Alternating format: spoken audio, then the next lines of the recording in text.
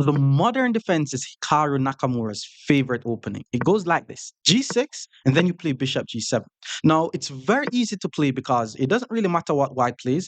You're going to play d6, and then after this, you're going to play a6 with the idea of playing b5. So let's say they develop normally, you play b5. You put the bishop on b7. And by the way, there's a very cool tactical idea here where if they're not careful, let's say they move and you play b4. If they're not careful and they move back the knight or put the knight somewhere, it's a removing the guard tactic that win the pawn on e4.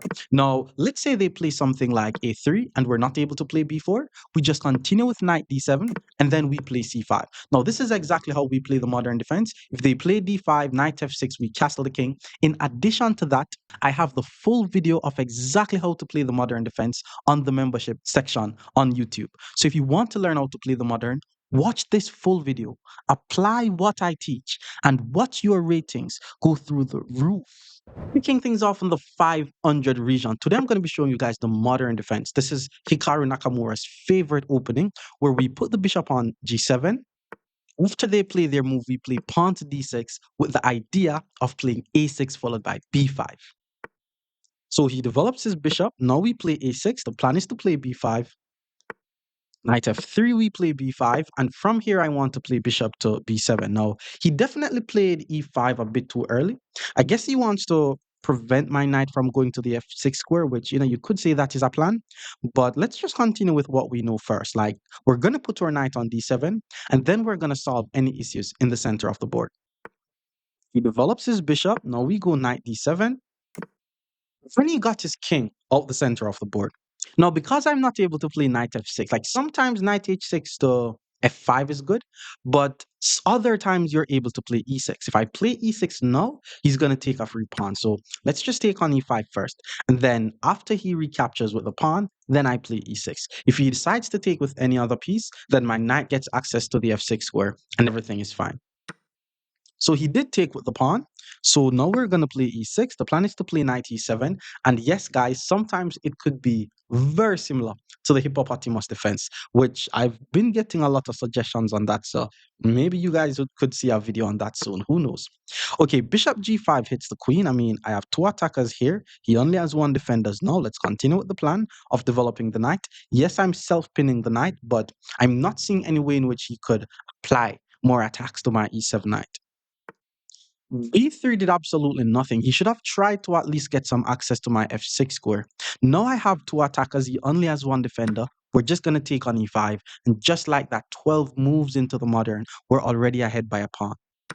Okay, he gave up the bishop for the knight. Let's just take back. I mean, the guy was playing the opening very well, but all of a sudden, the position looks like this, and he's losing even more material. Like if you're watching this video, bro, you need to tell me why you play this b3 move, because playing b3 left the knight unprotected, and because my bishop is on the same line as the knight, we have a tactic here. It's a discovered attack, by the way. We move the knight out of the way with check, one of the tactics that will be discussed in my upcoming book, and then once the pawn takes, we take the free knight, hit the rook, and we're ahead by many material. Whoa, he did not take the knight. It doesn't change the cost of rice though, because we're still going to take this knight, and we're still going to be attacking your rook. Now we're ahead by 7 points. He moves the rook out the way, and now that my knight is under attack, I'll move my knight out the way, gaining some tempo on his queen, and then I'll finally get my king out the center of the board. So he moves the queen. Now we get the king out the center of the board. And now the plan is just to activate the rooks. Like my light squared bishop is very active, which is why he's trying to get rid of it. I don't blame him. Let's see. Knight f5 is a nice move, but he's going to simply take. So let's just trade. I mean, we're ahead in material. The goal is to trade. Instead of taking the bishop, he took my dark squared bishop. That's interesting. That is very interesting. My knight is currently under attack twice though. So let's play c5 in order to guard the knight. Yeah, guys, Mikhail Tal, he's sacrificing everything. He just sacrificed the rook. And now he's attacking my bishop. I'm gonna protect my bishop, but I'm also threatening g2, which he also sacrificed. So let's take on g2. And then once he moves the king, I'm gonna go bishop h3, threatening mate. And let's see if he's gonna sacrifice his king. He also sacrificed his king, which means that's just checkmate. More modern defense against 600 level players. Stick around. Opponent is now 600. More modern defense coming your way. Knight c3. We always put the bishop on g7. And once they play their next move, we play pawn d6. And the idea is to play a6 followed by b5. So he's choosing to fianchetto his bishop on this diagonal, which is something new. It's definitely something new. Like if I play b4, hit the knight, he's going to be able to play knight a4. So let's just play bishop to b7 first, continuing with the same idea. And now that he fianchettos the bishop, okay, it's when we hit him with b4. Guys, this is called a removing the guard tactic. The knight is the only defender of the pawn. We're forcing the knight to move out the way. Then we take the pawn. Well, I mean, after the knight move, we have to deal with the tension between the bishops first. So knight a4, we first trade the bishops off the board. And then once the knight takes, we take on e4 and 9 moves into the modern defense. We are ahead by a pawn. Okay, he plays d3. Let's just pull the bishop back. We have to ensure that we're fighting for this diagonal. And from here, I'm just going to finish my development. Okay, qd2 was played. It is attacking my unprotected pawn. And c5 is one of the moves that is played in the modern. So let's just play. Whoa, he castled on the queen side. That's interesting. Okay, we can't think about attacks right now. Let's finish our development first. We have to finish our development first. So he plays h3. Let's get our king out the center of the board. Eventually, I want to start rolling my pawns up the board. I do not have the dark squared bishop, so it's not a guaranteed easy attack. And then he plays d4, which is, he's fighting for the center. But the pawn is no longer guarding the e4 square. So it definitely allows me to play this move knight e4. But if knight e4, he may play queen h6, and that could be annoying. So let me just continue to develop. Let's go knight d7, like queen h6 followed by knight g5. Those types of moves are usually annoying and hard to deal with. So he took on c5. Let's just take back. Now my c knight could actually get access to e4. And because he's allowing me to open the c file pointing towards his king, I have a plan of playing rook c8, queen c7, move my knight out the way, and I could be threatening checkmate on c2. Rook to g1 is weird. I'm sure he just wants to put this knight somewhere and then he wants to trade here. But let's continue with the plan. Rook to c8 because rooks needs files. I'm also putting my rook on the same line as his king.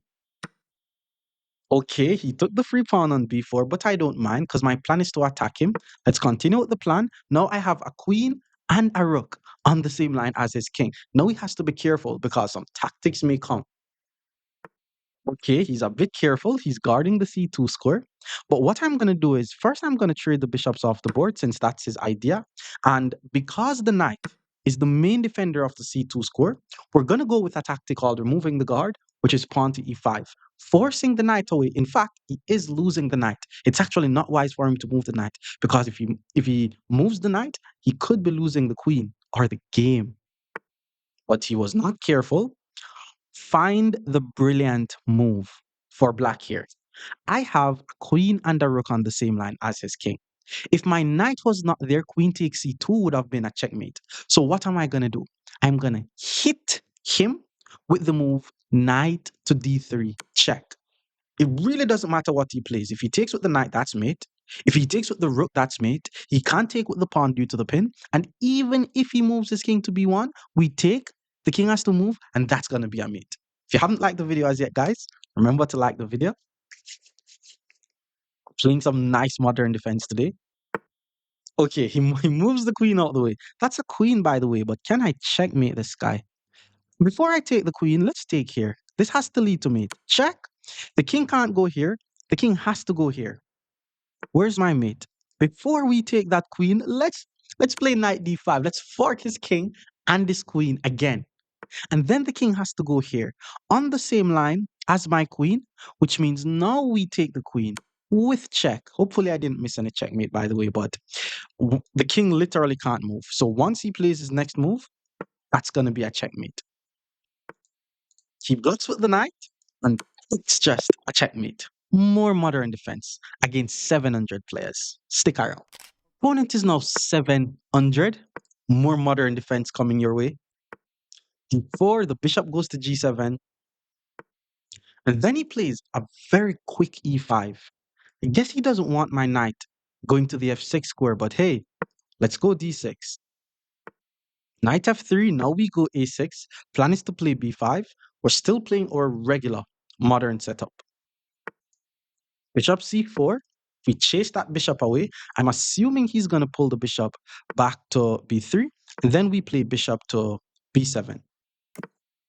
Okay, he got his king out the center of the board, and the idea is usually to play knight d7 c5, but I'm calculating if knight d7 he sack takes check. If king back, that's a fork. If king here, that's a fork. So let's play the move pawn to e6. And because my knight is not able to get access to f6, I'm going to put the knight on e7, and then I'm going to castle my king this way.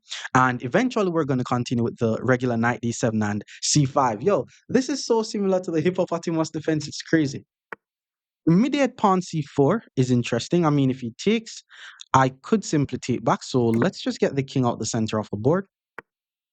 And then he plays c5. That has to be a risky move, bro. Okay, let's take on. It doesn't matter where I take. I mean, he's going to simply take back with the pawn. But my next move should surprise him. Like, it's a modern move, anyways, with knight d7, applying pressure to e5 and c5. He took with his knight, which means he doesn't understand the drawback principle because the knight on f3 was guarding d4, longer guarding d4. So now we take on d4, and just like that, we're ahead by a pawn. He plays knight f3 to hit my queen, but that's another pawn. There's nothing guarding. So let's just take. Okay, he's developing. I mean, I guess the guy's like, hey, I'm doing this to gain tempo. I guess that's his idea. Now, I could take his knight. He takes my bishop. I take his knight. He takes my knight. And then I play rook to e1, which I'm fine with because I'm ahead by 2 points. I should want to trade the pieces off the board. So let's just take. Okay, he took on e7 first. Now, basically, what he wants to do is once I take his bishop, he's going to take my bishop. So my bishop is dead. Because I know that my bishop is dead, I'm going to hit him with an in between move. And that's the move bishop takes h2. Because he was going to take the bishop anyways, so might as well get a pawn for it. And then once he takes with either the king or the knight, then we take the bishop. And then you could say we're ahead by 3 whole entire points. So he took with the knight. Let's take on e7. I need to finish the development of my knight. Usually we play knight d7 and c5, but this guy decided to play some very weird moves, but we will finish the development. So if I put my knight on d7 now, he's going to take on c7. So I have to play c5 first. But c5 also comes with some ideas of playing c4 to hit the bishop. But I may want to finish my development. Like, we don't want to be 15 moves into the game and we're still trying to finish our development. So now development is complete. The king and the two rooks are the only pieces on the back rank. If he takes, I'm going to simply take back. Okay, he pulls the bishop back, and now I'm going to centralize the knight. I have a little plan of playing queen to g5, which threatens mate, and knight f3 would be a good defense. Now that he plays knight f3, it's bad. Because once I take on f3, I'm doubling up the pawns. Like, why would he want to double up the pawns like this? Now I have some very nice ideas, like queen to g5, I'm already attacking the king. And once the king moves out the way, I'm thinking of playing queen h5, but that doesn't work. I don't want him to be able to easily defend the f pawn. Now, because the queen is the only defender of the pawn, let's just play the move rook to d8, hitting the queen. And notice how my queen is already cutting off his king. So my idea is if he moves his queen too far, we take on f3. If he does not move the queen, we play rook to d4, and there's absolutely nothing under the sun that he could play to prevent me from playing rook to h4 checkmate. Unless he sack his queen, but he can't do anything. He hits the queen, but that's just checkmate. More modern defense against 800 level players. Stick around. Opponent is now 800. More modern defense coming your way. So as we said, the bishop goes to g7. After knight f3, we go d6. And my next two moves are going to be a6 followed by b5. So knight e3, we play a6. And unless he plays a4, I will be playing b5 next move. So bishop e3, we play b5, and there's a cool idea where we play bishop b7, play b4, chase away the knight, win the pawn, but he plays a3. So let's continue with our move, bishop to b7. And from here, the plan is to play knight d7. So he plays bishop to d3, we play knight d7. Eventually, I'm going to play the move pawn c5. He got his king out the center of the board. Now we play pawn c5. So this is exactly how we play the modern defense. And he could take, but if he takes, I play knight takes. Usually when they push, it's way easier for us to play knight f6. But he did take, so let's take back. Hit the pawn. Okay, he got his rook in the game. Now I could eliminate the knight and then take this pawn, but that's being a bit too greedy in the opening. Let's just get the king out the center of the board first. Let's finish our development, and then we could start the attack. And then he decided to give up his bishop for a knight. But let's just take. Maybe he's gonna play e5, hit the knight. But if he does that, I'm gonna simply play knight d5, centralizing my knight, and the position should be fine. Or I could play knight g4 because now I have two pieces. Oh, it's only two. I have a little idea though. Like, let's say he plays h3. I take on f3, queen takes f3. He only has one piece guarding e5. So we take it the queen, and then once the queen move, we either castle the king or take the bishop, then castle the king. Okay, he saw it. He played bishop to e4. Guy's playing some chess. All right, let's just go queen c7, guarding the bishop, not taking. And I'm also applying more pressure to his pawn on e5. And if he plays h3 now, I may take the bishop, then take on e5. So he still has to be careful. What he needs to do is to take on b7, then play h3. And that would force my knight on the edge of the board. So he took, we have to take back. And if he does play h3, before I move the knight, I'm going to go rook to d8 to gain the tempo on his queen first. Or he could play rook e4. That's also a nice move. Let's play h5 to guard the knight. Know that if he plays h3 and I go back, g4 is no longer an issue, and I can always put my knight on the f5 square. I could have also still played rook to d8 and gained the tempo on the queen. For example, no. He hits the knight. Before we move the knight, we gain the tempo on the queen, forcing his queen to react to the move, and then we try to get our knight to the f5 square. He moves the queen, we pull the knight back, and then eventually my plan is to get the king out the center of the board. But I want to put my knight on f5 as quickly as possible because if he plays g4 takes, even though his king appears to be a bit weak, I'm not seeing how I'm going to punish him. Okay, b4 hits the pawn. I could take, but then he takes and the rook gets the file. He's also attacking my pawn, so let's play c4, keep things closed. And again, I'm trying to play knight f5 ASAP. He could also play knight d4. Yo, this guy's 800, by the way. I mean, he's playing some chess. Where is Cote d'Ivoire? Where is that place? Sounds French. Okay, he got his rook in the game. I don't want to take. Actually, nah, I don't want to take. Let's just castle. So that way, if he takes, I'm gonna take. I still don't want him to play g4 because my knight could be trapped on the edge of the board. And remember, we don't like to keep our knights on the edge of the board. I'm also trying to play e6 so that way he doesn't play e6. I think white has a fine position here, to be honest. Then he plays a4. I mean, I don't need to react to that because once he takes, I'm just going to take back. Knight f5. If knight f5, g4 is a move, but it doesn't seem as if he's planning on playing g4. So let's just play knight f5, get the knight off the edge of the board. If he takes, we take back, and I could play e6, pull the knight to e7, centralize the knight. But the guy is playing some chess. The guy is playing some chess. Oh, he played g4. That's crazy. Is this guy listening to me? I think he's listening to me. Okay, we have no forward moves with the knight. Even if I take, it doesn't help. So we have to put the knight on the edge of the board, which is very uncomfortable. If he plays g5, then it's just good for black. But now I need to figure out how I'm going to get my knight off the edge of the board. The guy's 800, by the way, guys. Give it up for this guy. He's only 800 and he's playing some chess. Okay, now he's centralizing his knight. Now he has two pieces attacking on b4. Who is this guy? Okay, how do we do this? F5 hits the rook. If he en passant, yeah, let's go f5 hit the rook. We have to complicate the game. Oh, but there's also knight e6. Crazy. Who is this guy? Okay, he took. Knight takes, he has a fork, so we kind of have to take with the pawn so we hit the rook. Otherwise, he's just going to fork us. But I think I'm losing my b pawn anyway, so I have to just come to terms with that and try to attack him. For example, once he moves the rook here, I'm thinking of playing knight g4. Now we have two pieces attacking.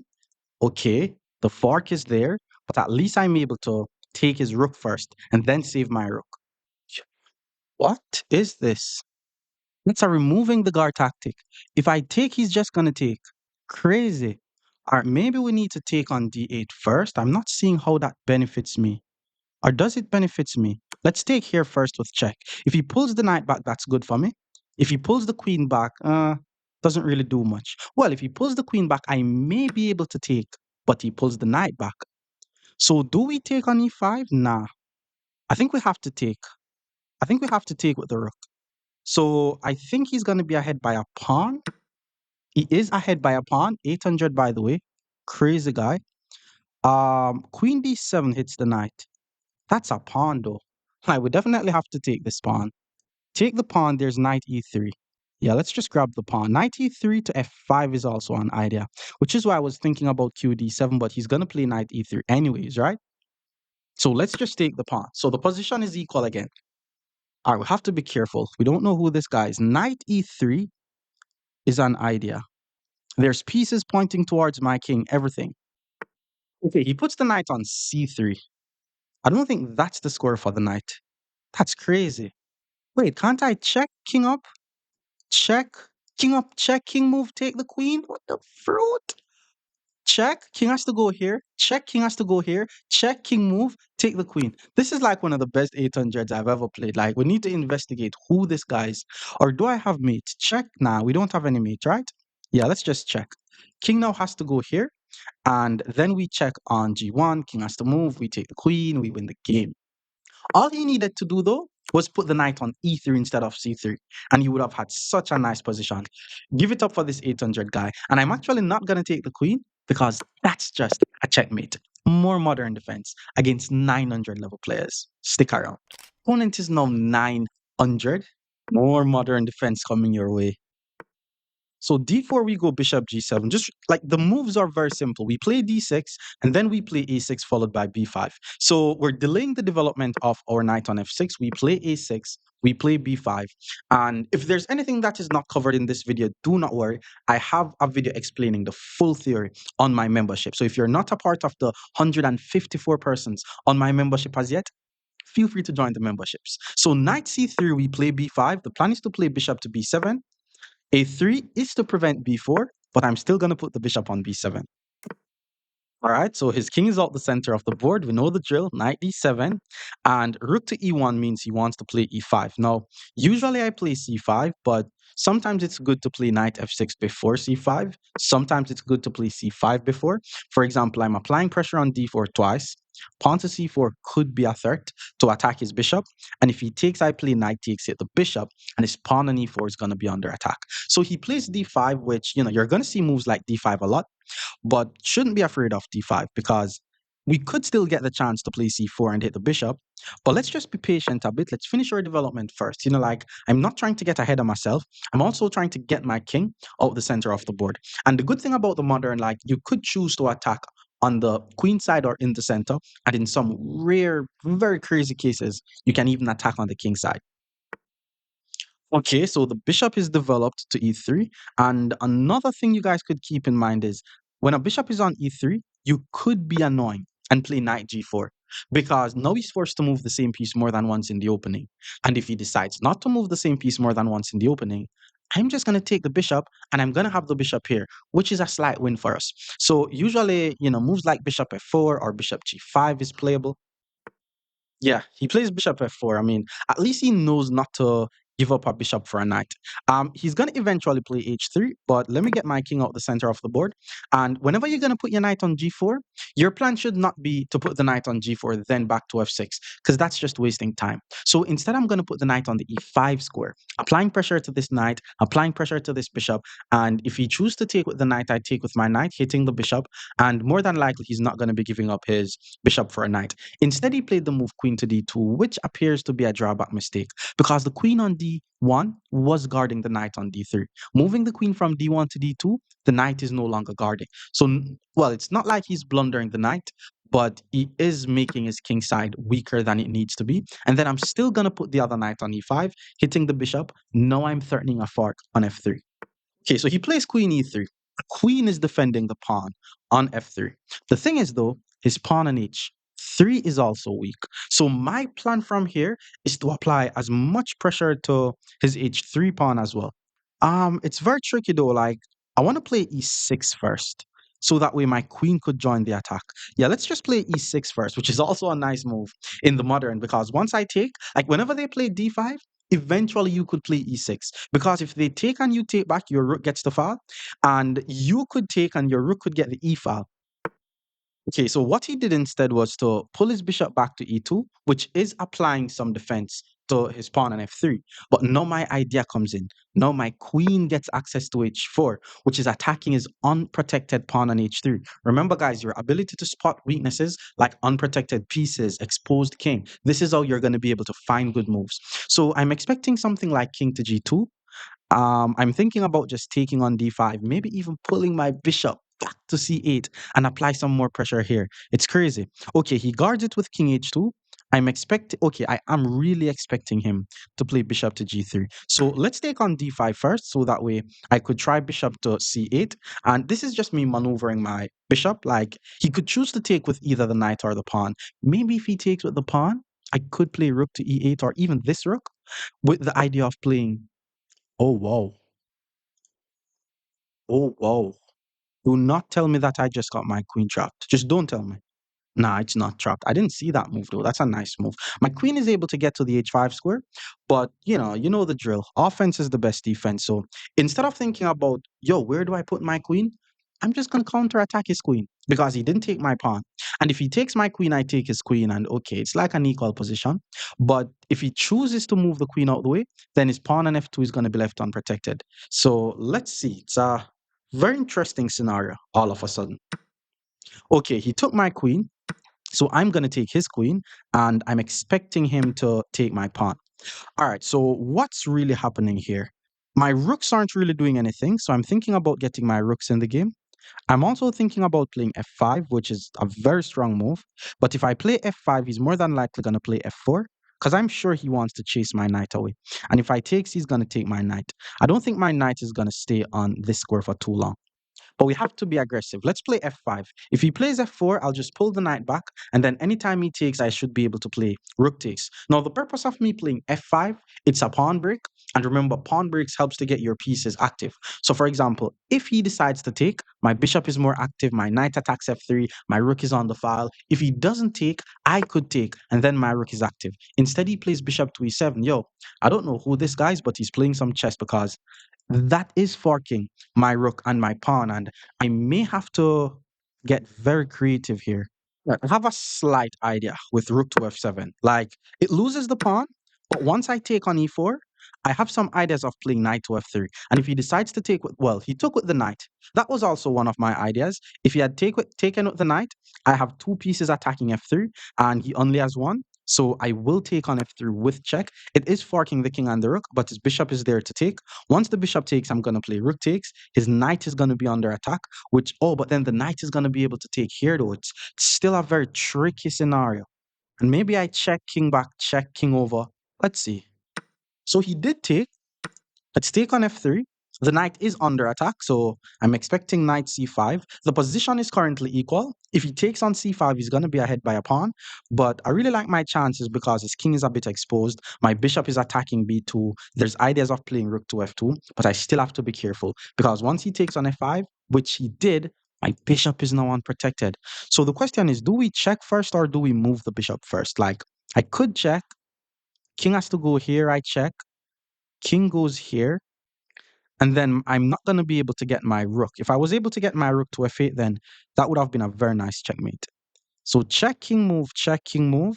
Nah, I'm not going to do that. I think I just need to put my bishop somewhere safe where the knight is not attacking it. And then the whole idea of checking him on f2 comes in.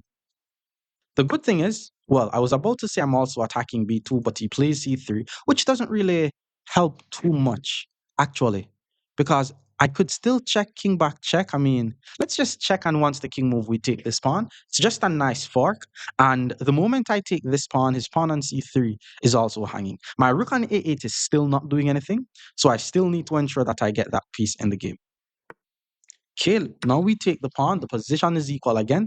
But the thing is, he has four different pawn islands. And if you guys don't know what a pawn island is, it's basically a pawn or more than one pawns that is separated by files. And you could call the files the water, the water. if that makes sense. So, for example, I have two pawn islands. The least amount of pawn islands you have, the better your position is. So, knight e6 hits the bishop. The plan was to take, but if I do take, he will hit my bishop. At that point, I'm thinking of checking the king. And then once the king moves, we grab the rook. But then he grabs my bishop, and then my rook is going to be under attack. But then I'm going to be able to move my rook out the way. So let's just take some more material. Like, again, guys, if you're someone who plays good chess but you blunder tactics, it's because you don't understand weaknesses, not just the opponent's weaknesses, but your weaknesses as well. So, for example, I am aware that my two bishops are on the same line. Okay, he plays knight c7, which is attacking my rook. His rook is also hanging, so it's kind of a weird move, bro. I wouldn't do that if I were you. I think he's also losing material because if I take his rook, he takes my rook. Oh no, his knight is not hanging. Can I checkmate though? Like if I check him here, nah, I can't mate. King goes here. I'm not able to check here. So because his rook is under attack, what happens if I attack the bishop? Then he has two pieces under attack. He is able to play this move though.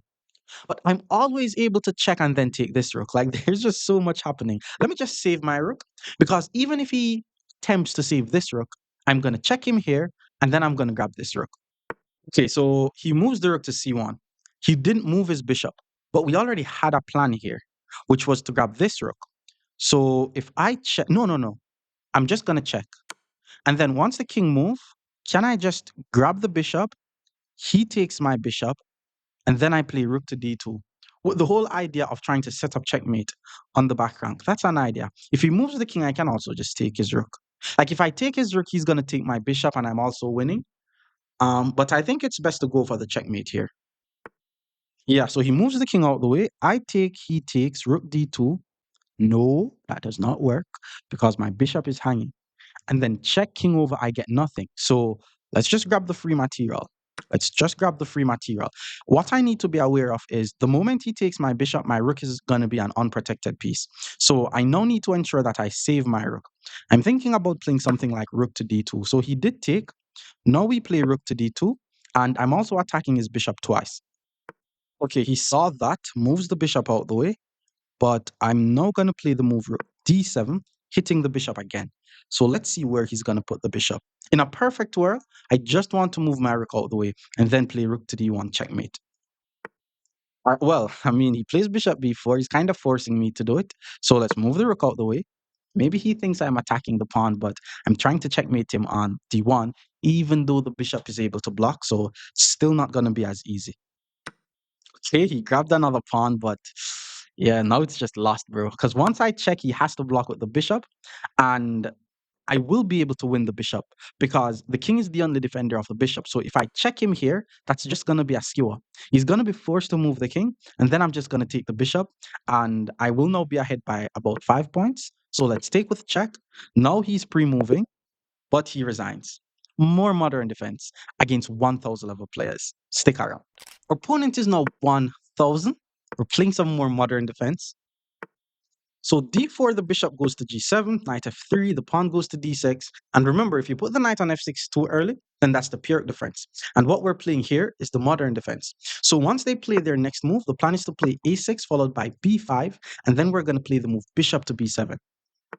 So he plays bishop d3. Now we play b5, which means there's already a lot of ideas of us playing b4. He got his king out the center of the board. Now we play bishop to b7, just targeting the pawn on e4. And eventually we're going to play knight d7 followed by pawn c5. So the queen moves to e2. Let's continue with the plan. Knight goes to d7. Pawn goes to c5. Okay, he's developing. He's developing. Bishop g5. I mean, I don't know why he would put his bishop on. Like, bro, you shouldn't want to move the same piece more than once in the opening. So before I play c5, I'm just going to play h6 because we do not allow pieces on our half of the board anyways. And then we play c5. So that wasn't really necessary.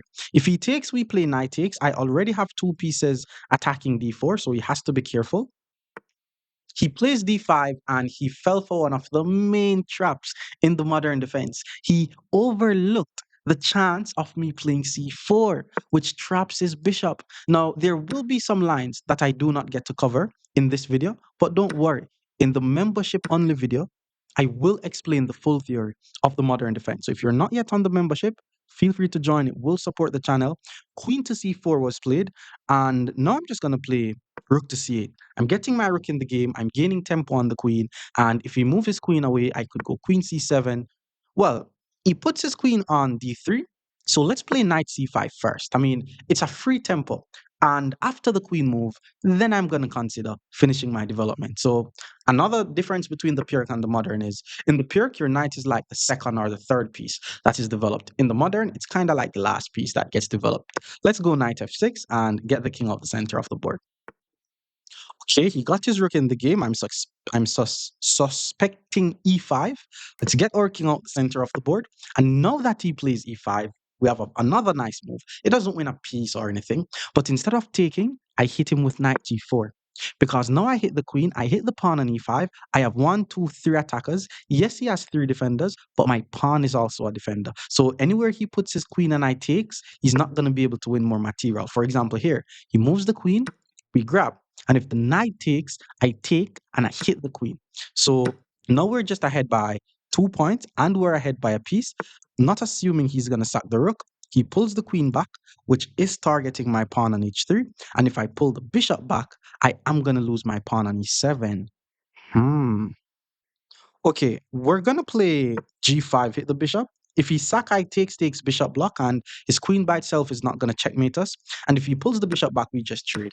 He did sack. Guy's aggressive. Check. Look at him exposing my king.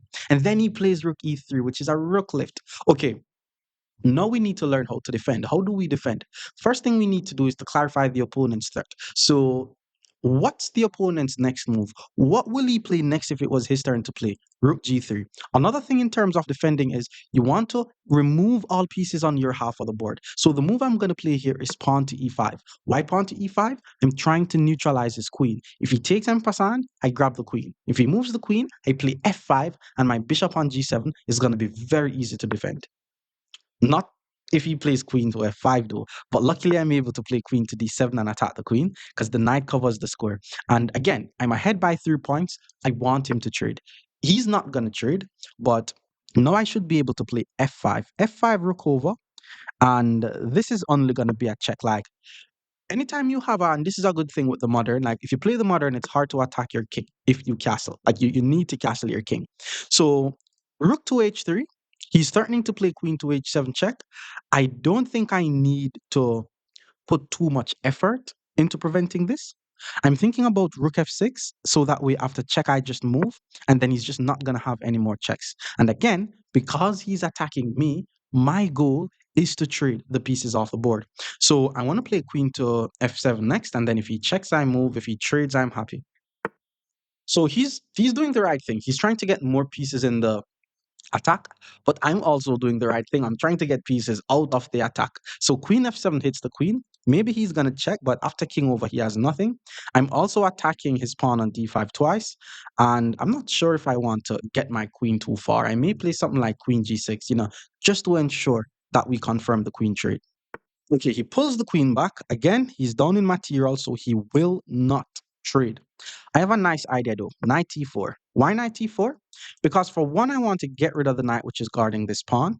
Two, I'm trying to open the f-file. And three, I'm ahead in material. I'm just trying to trade. So if he takes, queen takes, which is what he did, I could take on f7 and I could take on d5. I'm going to choose to take on f2 first though. Again, if he checks, I'm just going to go king f8, so I'm fine. And I'm also trying to take on c2, and I'm also trying to take on d5. Like once all of this happens, he's going to be the one who's about to get checkmated. So he checks, we move. Then he plays c4. The thing is, though, c4 protects the pawn on d5, yes, but there's nothing guarding c4. So what is preventing me from just taking on c4? I'm still going to take this next move. He plays b3 to hit my rook, but now we have two rooks on his second rank. Now it's getting very dangerous. He plays b3. How do we checkmate this guy? So what I'm seeing is I check him, the king goes on h1, and then I take on d5. Or I could just take on d5 first. Like it doesn't really matter. He's going to be getting checkmated because once I check king over, he puts the king on the same line as my bishop, and a simple discovered attack could lead to mate. So he moves the rook. We check here. king has to go here. And because the king is on the same line as my bishop, anywhere I move my rook, the bishop checks the king. So I'm going to play the move rook takes g3 check. It's a discovered attack. The bishop checks the king. The king can't move, so he has to block with something. He chose to block with the rook, but that's just a checkmate. More modern defense against 1100 players. Stick around. Opponent is now 1100. More modern defense coming your way. Same game plan, doesn't matter what they play. We put the bishop on g7. We play pawn d6, and a6 followed by b5 is coming. And don't worry if there's some lines that we did not cover. I made a video on the memberships that has 154 persons that explain all the theory of the modern defense. So if you want to support the channel, feel free to join the memberships. So a3, we play b5. I'm assuming he's going to pull the bishop all the way back to a2. And now we play bishop to b7 and apply some pressure to his e4 pawn. Now, one thing you guys have to keep in mind is whenever the bishop is on c4, knight d7, I'm always afraid of this sacrifice because after knight g5, king e8, knight to e6 is a fork. So this is one of the times where I'm going to develop the knight a bit early and maybe even get my king out the center of the board and then continue to play knight d7 followed by c5. The good thing is I'm also applying pressure to his pawn on e4 twice. So he's either going to play rook e1, queen e2, pawn d3, pawn e5, anything that does not lose the pawn. Okay, he still decided to go for the sack. But the sack should not work now because after knight g5, if king e8, that's a fork. If king f8, that's a fork. But there's king g8. That's the thing. And now if he decides to fork, we play queen c8, hit the knight. And if he wants to trade after sacrificing material, that's up to him. I'll take it. He plays a4. I mean, you don't sacrifice a bishop and then play a move like a4. Now I'm going to play b4, and I'm the one who is attacking him. Okay, he pulls the knight back to e2. Like, the guy has no pieces in the attack and he's sacrificing. Now I'm going to play knight takes e4 because I have two attackers and he only has one defender. I mean, maybe he's going to trade, but that's bad for him. Maybe he's going to go knight e6, but I'm still going to simply attack the knight and I'm fine. Okay, he went for the fork. Let's hit the knight, forcing the knight to move. And if he takes the bishop, I'm just going to play king takes. Like, you're ahead in material. Feel free to go for all the trades. From now, all I need to do is develop the rest of my pieces, swing my rooks in the game, and it's going to be an easy win. Okay, he plays f3 to hit the knight. I'm not able to get access to this diagonal, so I am forced to pull the knight back. Got his rook in the game. Let's just finish our development, getting the knight to c6, maybe pawn e5. This rook I may swing all the way over to f8, and then I may even roll the h-pawn up the board to attack his king. Okay, he plays d4. Maybe he wants to play d5. Let's swing the last piece in the game. Now every piece is active except my h8 rook. But the further this pawn goes up the board, the more active the rook becomes. Okay, d5 hits the knight. Let's just move the knight towards the center of the board. I'm also attacking his pawn on d5 twice, so he has to be careful about losing the pawn. And if he plays f4, then I should be able to play knight g4 or just tuck my knight back on f7. So he did play f4. Let's pull the knight. I'm actually going to play knight g4. Let's see if we can get him to just keep moving those pawns on the side that his king is on.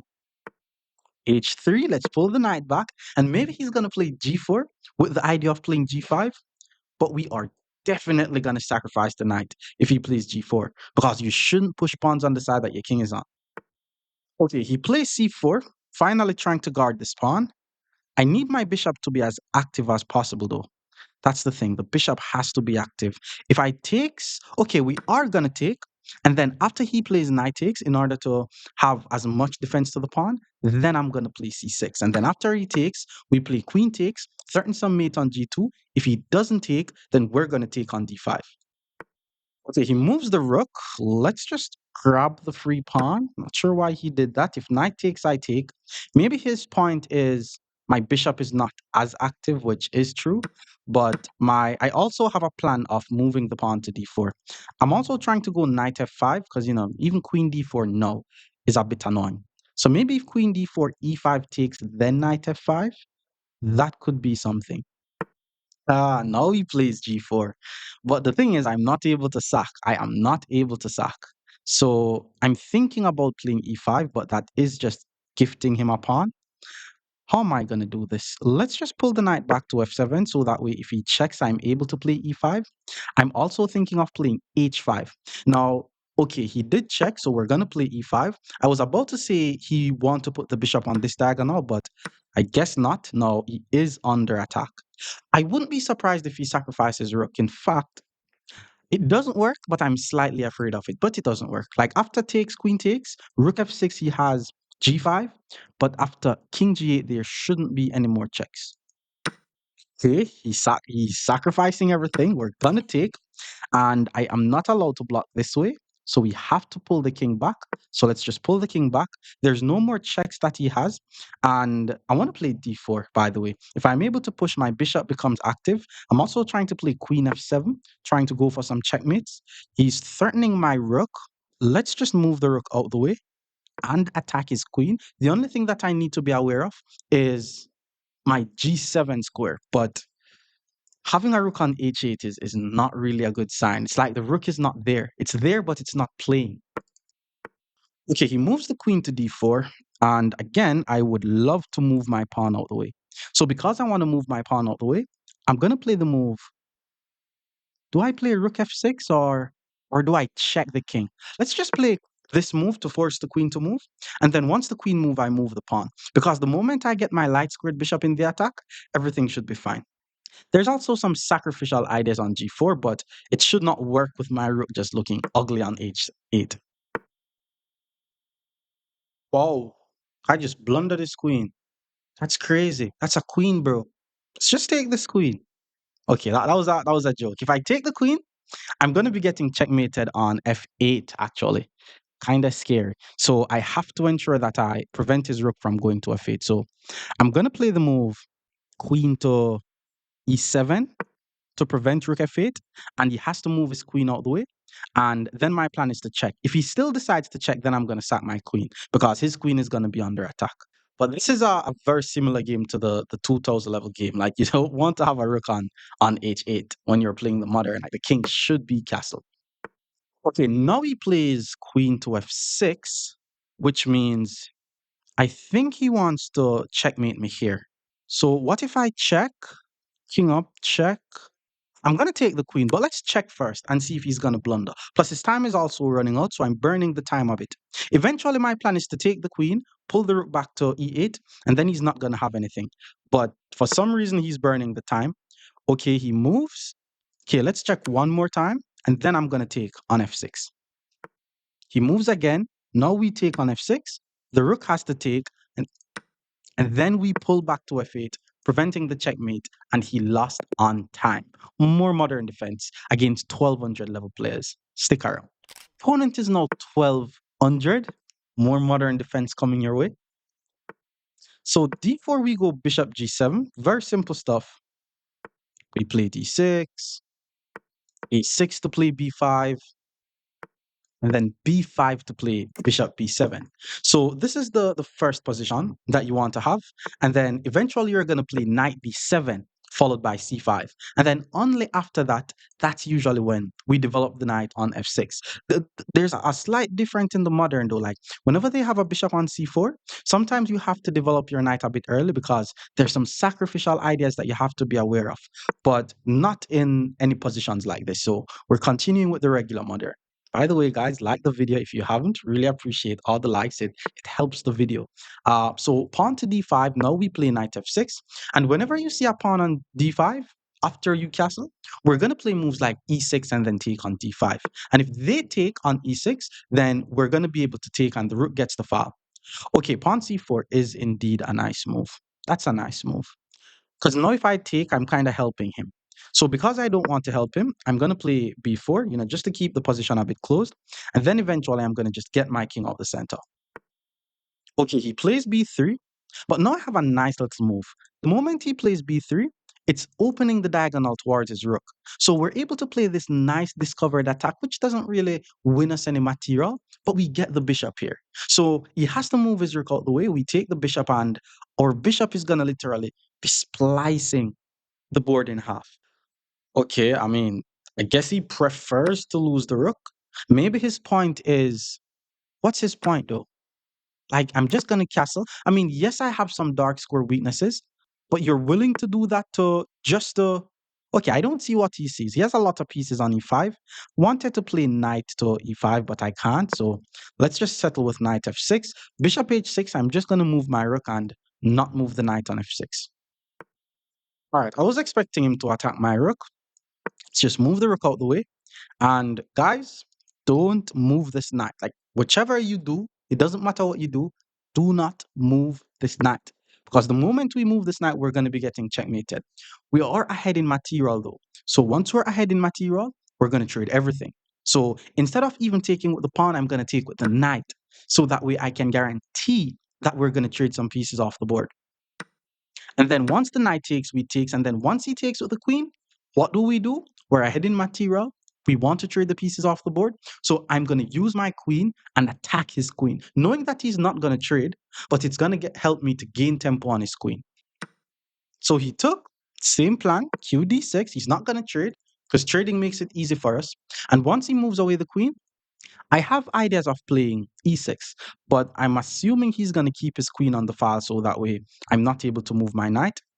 Or I could play e5 because e5 closes the diagonal. And if he takes, it's good for us because I'm able to take with the rook and I'm just bringing all my pieces in the game. Yup, knew he would have done that. So now we play e5. If he takes en passant, could take the bishop, but I'm going to lose my knight and then lose the game. So let's take with the rook, guard the knight. Now his bishop is under attack.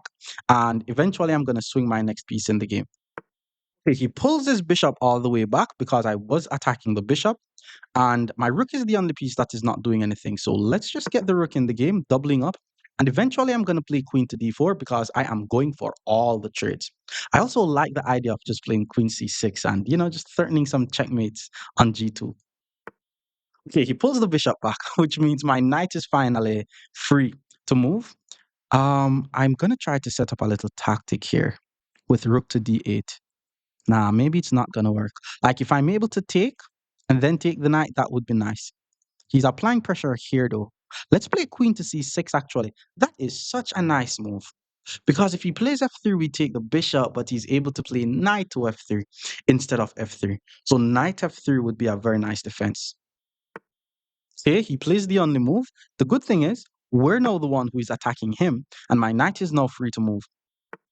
Okay, I guess not. Okay, watch this. Instead of pulling the knight back, I put the knight here. Now his queen is also not even active, and I can also eventually get my rook to e2, hit the queen. All right, so he moves his king out the way, same plan. Rook goes to e2, attacking the queen, forcing the queen to move. The queen also, okay, the queen does have good squares. But once the queen move, I'm going to check him, forcing the king to move. And then once the king move, we take the knight. And it's going to give him very terrible looking double pawns. And if he puts the king on g1, oh, whoa. He plays g3. That's a drawback blunder, bro. Because the pawn no longer guards the knight. That's a free knight, bro. Ouch. Okay, he moves the queen to g5. I'm ahead in material. Let's just go for the trades, moving the rook. And if he takes my rook, I take backhand. I'm not seeing how he's going to be able to prevent a checkmate. Okay, that's not going to help. It is still checkmate once I take the rook. And the moment the king takes, it's going to be checkmate in two moves. The rook checks, the king has to move, and that's going to be a checkmate. So let's check. King has to go here, and it's just a checkmate. More modern defense against 1,300 players. Stick around. Opponent is now 1,300. We're going to be playing some more modern defense. So after knight f3, the bishop goes to g7. Then we play d6. So the difference between the modern and the perk, we're not playing knight f6 too early. We're going to play the move a6. And then after knight c3, we play b5, hit the bishop. Bishop has to move. Now we go bishop to b7, and already we're attacking the pawn on e4. The knight is the main defender. And what I'm noticing here is if I play b4 trying to chase away the knight, there is this move, knight to d5. So immediate b4 will not work. So let's continue with the plan of playing knight d7. Eventually, I could try to play c5. I can also play knight f6. He plays rook to e1, bringing the rook in the game. Now he's also protecting this pawn. Okay, now we're going to play knight to f6, and he plays a3, trying to prevent b4, and I have to ensure that I'm on the lookout for him playing e5. So if he plays e5, I take pawn takes, my knight is under attack, knight g4 could be a move. So let's just get the king out the center of the board, and then he plays d5. So the moment he plays d5, I notice that my bishop isn't really active. I mean, his bishop is also not really active. I like the idea of playing knight c5. I'm assuming he's going to play e5. So instead, what I'm going to do here is I'm going to play the move pawn c5. So not only am I threatening to play c4 to kind of trap his bishop in the corner, I kind of want him to take en passant. Because if he takes en passant and I take with the bishop, then that is more pressure on his e4 pawn. He pulls the knight back. The thing is, though, that was a drawback mistake. Not only is he allowing me to still play c4 and trap his bishop, I mean, there's nothing guarding his pawn on e4 anymore. But before we take the pawn, I'm thinking about playing c4 first, because if I take the pawn, maybe he plays c4. So the thing is, if I play c4, which I am still going to do, it gives his knight access to this d4 square. So let's take the free pawn on e4. I'm assuming he's going to use the d4 square that the knight gets access to, but now his pawn on d5 is very weak. So I'm thinking about moves like knight f6 at the pawn, maybe even queen b6 to apply pressure to f2. Okay, instead he plays knight to f4.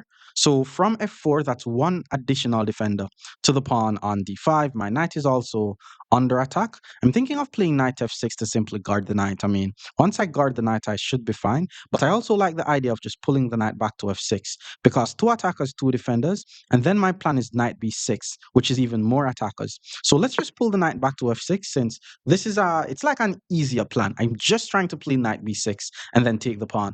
Now, if my opponent is following principles, I'm assuming he's going to develop his bishop. But at that point, I'm also thinking of knight g4 to attack the bishop. Whoa, he plays b3. But one thing about the modern guys, you have to remember about this bishop on the long diagonal. The fact that he plays b3 means my bishop is now on the same diagonal as his rook. So I am now free to literally put this knight anywhere. I'm thinking about taking on d5 now, but it's kind of weird. Like take on d5, he takes, he's attacking here. If I takes, there's queen takes, and then once I take the rook, I'm assuming he's gonna play bishop h6, but I should be able to just pull the bishop back, and I'm fine. Before I do all of that, maybe I should take on b3 first because I'm gonna lose this pawn. Like I'm trying to be careful, basically, but I think knight d5 should be the move. Yeah, let's just play knight d5. This is called a discovered attack, by the way, guys. Just moving my knight out the way, and his rook is automatically under attack. And the good thing about this, I mean, moving the rook to b1 is also not going to help him because knight c3, and that's like a triple fork. So the best he could do, well, was to take the knight. He didn't. He saved the rook, and he will be losing more material because now I hit him with knight c3. So before it was a discovered attack, now it's a fork. His queen is now forced to move. And instead of me taking the rook and then him taking my knight, he's just not going to take my knight. And I'm probably not going to take the rook. Like the bishop on a2 is just unprotected. So instead of taking the rook, which is 5 points, and allowing him to take my 3 points, only gaining 2 points, I'm going to take the bishop. Because once I take the bishop, that's a whole entire 3 points. Plus, his queen and his rook is on the same line. So because the queen and the he resigns. More modern defense against 1400 players. Stick around. Opponent is now 1400. Let's play some more modern defense. Knight f3, we go bishop g7. The next three moves is going to be d6, a6, b5, and then we're going to play bishop b7. So once they don't do anything that prevents us from doing this, we're always going to play it like this because this is how you play the modern defense. Bishop c4 is helping us actually because now I'm able to play b5 with tempo. He pulls the bishop back, but now bishop to b7 with tempo. Okay, he pulls the bishop back. Let's continue with the plan. Knight goes to d7. Pawn c5 is coming. Bishop e3, we go pawn c5, just following the script of the modern. And then after knight d7, now we should be able to develop our knight and then get the king out the center of the board. There's also ideas of us playing knight g4 to hit the bishop. Okay, he castled his king. I'm also going to castle my king. And then he plays d5. Now, whenever you see d5, it's usually not bad to play this move e6 because if they take on e6 and we take back on e6, it makes their e4 pawn very weak. And eventually, our plan is to play d5 and get very good central control. But instead, he moves the queen, and I mean, the guy only has one piece guarding d5. I have one, two, three attackers. So once we take on d5, 12 moves into the modern, we're already ahead by a pawn. That was an easy pawn, though, bro. Like, that was a very easy pawn. I didn't even try to win the pawn. He just gave me the pawn. Now I take it, the bishop, and since the queen is on the e file, if he moves the bishop out the way, we're going to simply play rook to e8 and apply some pressure to that queen. Okay, he plays bishop e4. You could say he's pinning the knight, but now I'm going to play the move knight f6, which not only adds more defenders to the knight, it also attacks the bishop on e4. Bishop g5 pins the knight. Okay, since he wants to pin stuff, let's play rook to e8 and pin his bishop to his queen. Eventually, I'm going to move my queen and get out of this pin. Or maybe I'm going to play h6 and chase away his bishop. Okay, he also got out of the pin. He has two attackers. I have one, two defenders. Wait, this is weird. Two attackers, two defenders. I have to get out of the pin right now then. So let's say queen c7. If he takes, I take. Let's just do that. Yeah, we don't want to be pinned for too long. Now we should be able to take the bishop if he allows us. And if he wants to give up his bishop for the knight, that's up to him. He took on f6 instead. If I take with the bishop, I lose the knight. So I have to take with the knight, but then he's able to take on b7. And my queen is overworked. So once I take back, he's going to be able to play queen takes d6 and he got back the pawn. Oh, that's kind of crazy. Okay, he got back the pawn. The position is symmetrical. How on earth am I going to win this game? First of all, my pawn here is also under attack. So we have to ensure that we defend this as well. So I'm going to go bishop f8 blunders the knight. Let's just defend it with the rook for the time being. And my next move is going to be rook to d8 hit the queen. But God, the guy just worked some magic there. And then all of a sudden the position is equal. Okay, he moves his knight from d2 to b3, which means he's applying more pressure here, but the knight no longer guards here. So now I play knight e4, hits the queen, forcing the queen to move, and eventually I may want to play c4, but not if his knight is able to easily get to the d4 square. Okay, he moves the queen, and tell you what, I am going to play c4, giving the knight access to the d4 square, only because I'm able to play knight c5. So my knight is going to get access to the d3 square, and my knight is going to be more active than his knight. Once my knight gets to d3, it hits the queen, and it attacks the pawn on b2, which means he has to pull his... Oh my god, he guarded the pawn on b2. Mr. 1400, that's a queen, bro. And he resigns. More modern defense against 1500 players. Stick around. Opponent is now 1500. We're going to be playing some modern defense. So d4, bishop goes to g7, pawn goes to d6, pawn goes to a6, and then we play b5. Very, very simple modern setup. And if we're going to play a6 followed by playing b5, then the bishop is going to be going to b7. And now we need to finish the development of our pieces. Where do we put the knights? Usually this knight goes to f6, but in the modern, we play knight to d7 first, just to keep our options open. And then after a move like knight d2, we play c5. So this is the whole point. This is the whole idea of everything. And now we play c3. Let's finish our development. Let's develop the knight, get the king out the center of the board. And now we're playing some chess. Okay, he got his rook in the game. Let's get our king out the center of the board. Knight h2. First weird looking move. Guess he wants to play knight g4. I could take. I'm also thinking about just playing e5. But let's do it like this. Eventually I'm going to take here, which means I need my rook on c8, because if eventually I'm going to take on d4, then the c file is going to be open. And I need my rook to be controlling the c file. Like, I want to play e5, but I want to be sure about e5, because the moment I play e5, he may play d5, and I need to be quick to get my knight to the f4 square. But then he plays knight to f6, which is weird, because the knight was one of the main defenders of the e4 square. Guys, if you don't know what the drawback principle is, you will blunder and you will not spot your opponent's blunder. Because now we have two pieces attacking the pawn on e4. He only has one. I mean, yes, the rook is on the same line as the pawn, but the moment I take the pawn, I do not see any weird-looking discovered attacks that his bishop could do. So let's just take the free pawn, just like that. 12 move into the modern defense. We're already ahead by a pawn. And if you reach this far into the video, guys, remember to hit the like button. It's just right there. Just click the like button. No need to stop the video or anything. It means the world to me. Okay, so knight g4 was played. I guess that was his plan, but we are ahead in material, so eventually I'm going to start trading. I'm also planning on taking on d4, but I really like the idea of playing c4, just to chase away the bishop. I also like f5. Maybe he wants to check here. So let's hit him with f5 actually. F5 is a really nice move because it's forcing his knight to go back. Like if he checks here, it's bad. I'm just gonna move the king out the way.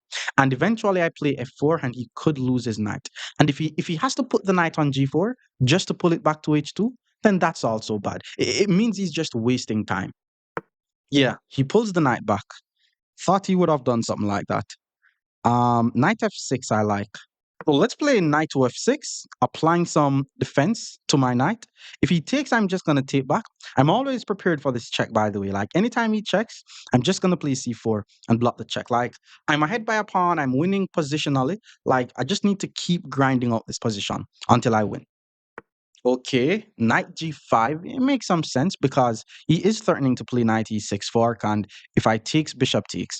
So if he takes, I'm always able to take back. Maybe he wants to play f3, but or I could take bishop takes, play h6 just to gain the tempo on his bishop. There's a lot of stuff that I could do here, but let me just go ahead and play queen to d7, just using my queen to defend against the knight going to e6, and I know that he's going to take my knight. Like once I'm also considering taking with the pawn, because if I take with the pawn we gain tempo on his bishop, but it also blocks out my light squared bishop, and I'm not trying to block out my light squared bishop. Okay, he moves the queen. If I takes, there's still bishop takes. I think there's a lot of pressure on e5, so I'm just going to push it. And after takes, I should be fine. Yeah, let's just play e5 here, so that way there's no pressure coming along the e file. And if he takes, I play knight takes. Maybe he's going to play f3, but I'll just pull the knight back and I'm fine. And the whole time his knight on h2 isn't really doing anything. And I can't really see any of my pieces that is bad in this position. Okay, he took with the knight. Would be cool if I'm able to surprise him with pawn takes, but once he pulls the bishop back, I just don't have anything. So let's just take with the knight, since that was the plan. And then he's giving up his bishop for a knight. So clearly I'm missing something here, but let's just take. I'm always ready for f3. And then he took, let's just take, and I guess his idea is to play rook to d1 and gain a tempo on my queen. But remember what we said about attacking, guys. Offense is still the best defense. So I have to find somewhere for my queen. Where am I going to put my queen? I'm going to put my queen somewhere where it attacks something. So there's only a few moves I'm thinking of. Putting the queen on this diagonal, so that way I'm attacking g2, or putting the queen on this diagonal, so that way I'm attacking a2. And the reason why I'm choosing this diagonal is I think he's going to play f3 regardless of what I play, and I'm going to be forced to move my bishop. Okay, he plays a4, which also makes sense. Very aggressive, by the way, because he's automatically threatening to take. But what I'm thinking about here is to pull the bishop back. If he takes, I hit the queen. And then once he moves the queen out of the way, then I take back. Yeah, I really like that idea. And there's no sacrificial ideas here. He has no light squared bishop. So maybe he thinks he's winning a pawn, but I'll hit him with bishop to c4. And that's just forking the queen and the pawn, getting back my pawn. And eventually, I'm also thinking of playing bishop b3 and get control over the d file. So he took, we put the bishop on c4, forcing him to react to this move. Then we take on b5. It is actually a tricky position, guys, because if the queen moves to d2, I may not just automatically take back because his dark squared bishop seems to be trapped, which is why he puts the queen on c2. But what he didn't see is he's putting his queen and his rook on the same line. These are the things that you guys need to see. Because now what am I going to do? Bishop to b3 hits the queen, forcing the queen to move out the way, and then I'm just going to grab the rook. Okay, he moves the queen, and we will grab that rook. Now here's what I'm seeing. If I take this pawn, the queen takes back. Trying to be a bit greedy here, but I want a scenario where if I take the pawn, the queen is not able to take back. So let's play c4 first, and then when he moves the queen, then I take the pawn. There's an issue with this though. He is able to play queen d5, and then if I takes, rook takes. But it's trading, and I'm already ahead in material. So I welcome all trades once I'm ahead in material. Okay, he pulls the queen back, didn't trade. So now we just take back ahead by 3 points. Again, the guy played knight. Finally, he's putting the knight back in the game. I actually felt as if I was just playing with even more material with that knight on f3. There is one forward move with the knight, so we have to be careful. Remember to ensure that you're able to see all the moves that the opponent is able to move forward. So that's why I play h6, preventing the knight from going to g5. My pawn on h6 is only being guarded by my bishop, but it is only being attacked by his bishop. So anytime he puts the queen on this diagonal, I need to be able to see that, hey, he's applying more pressure to h6, and I need to play king h7.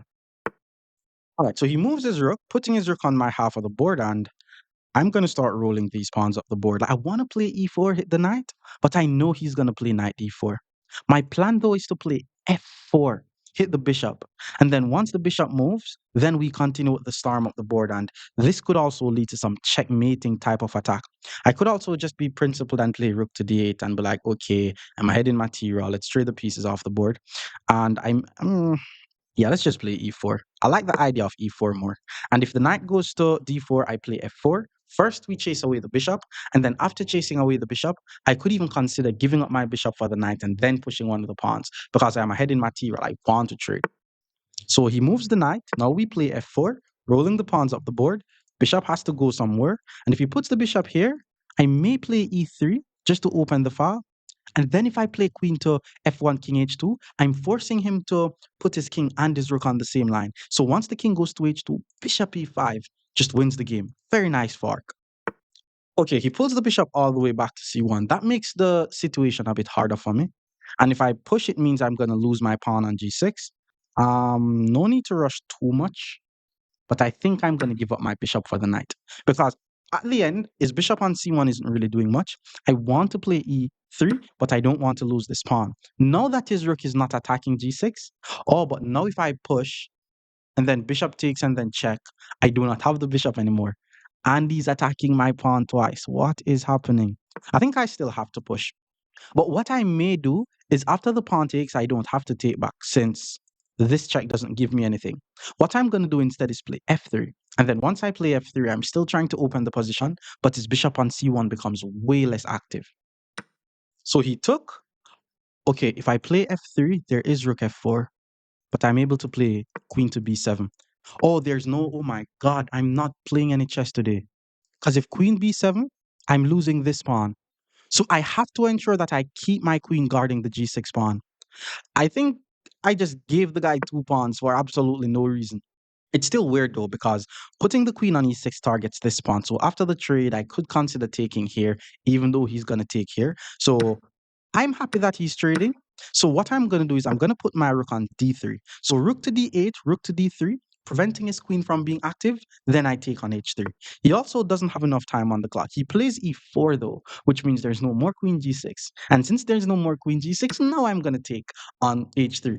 And the queen is the only defender of the d1 square. So if he moves away the queen, I will play rook to d1. I'm expecting bishop h6, but instead he moves his queen to f2, which means we have checkmate in two moves. Hopefully you're able to find it, but it's very simple, which is why he resigns. More modern defense against 1600 players. Stick around. Opponent is now 1600. Let's play some more modern defense. d4, we go bishop g7. And then after knight f3, we play d6. And remember, it's not the pair, guys. So we're not playing knight f6 too soon. We're playing a6, b5, bishop e7 before we even do all of that. But then we're seeing c4. C4 is a very nice idea because now it looks like some King's Indian type of setup. Okay, let's play b6. Like if they play c4 or a4 or anything that prevents you from putting the pawn on b5, just put it on b6 and still fianchet to the bishop. It's the same thing. And then we're still going to put our knight on d7 and we're still going to play pawn c5. So you should be able to play the first 8 moves in the modern. You shouldn't be memorizing, by the way. Don't only memorize, but you could play the first 8 moves only based off memory. And whenever they play d5, that's usually a good time to play knight f6. I'm not worried about any e5. I was about to say knight g4 is an idea, but the guy played h3. So let's just get the king out the center of the board. All right, guys, I'm about to do something very cool. Very, very cool. So let's do some counting.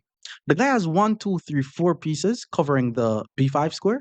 I have one piece covering the b5 square. Still gonna play b5. What am I doing? I'm sacrificing a pawn so that way I could get a lot of play on the queen side, which he didn't take. It would have been fun if he take, but he didn't. He just played b3. And now it's weird because my bishop is on the same line as this rook. If I takes, he's gonna take. So let's play b4, forcing the knight out the way first. Like if he puts the knight back, then I can sack. But since he didn't, I can't sack. Like if I take, he's just gonna take, and once I take, he takes back, and a rook is not as valuable as a knight and a bishop. And literally anywhere I put my knight, he's gonna move his rook. This knight doesn't seem to be as active. I want to play e6 actually. Like if I play e6 pawn takes, can I just play knight takes at the rook? Definitely. Yeah, let's play e6. Because if he takes, my pawn on d6 becomes weak, but my bishop is strong. My knight is able to take. His rook is going to be under attack. Once my knight takes, it guards the pawn, so he didn't do it. Now I'm going to take on d5. Yes, I still have this weak backward pawn, but it's not as weak if there's not a file pointing towards it. He's only able to play some moves like bishop f4 to target my pawn.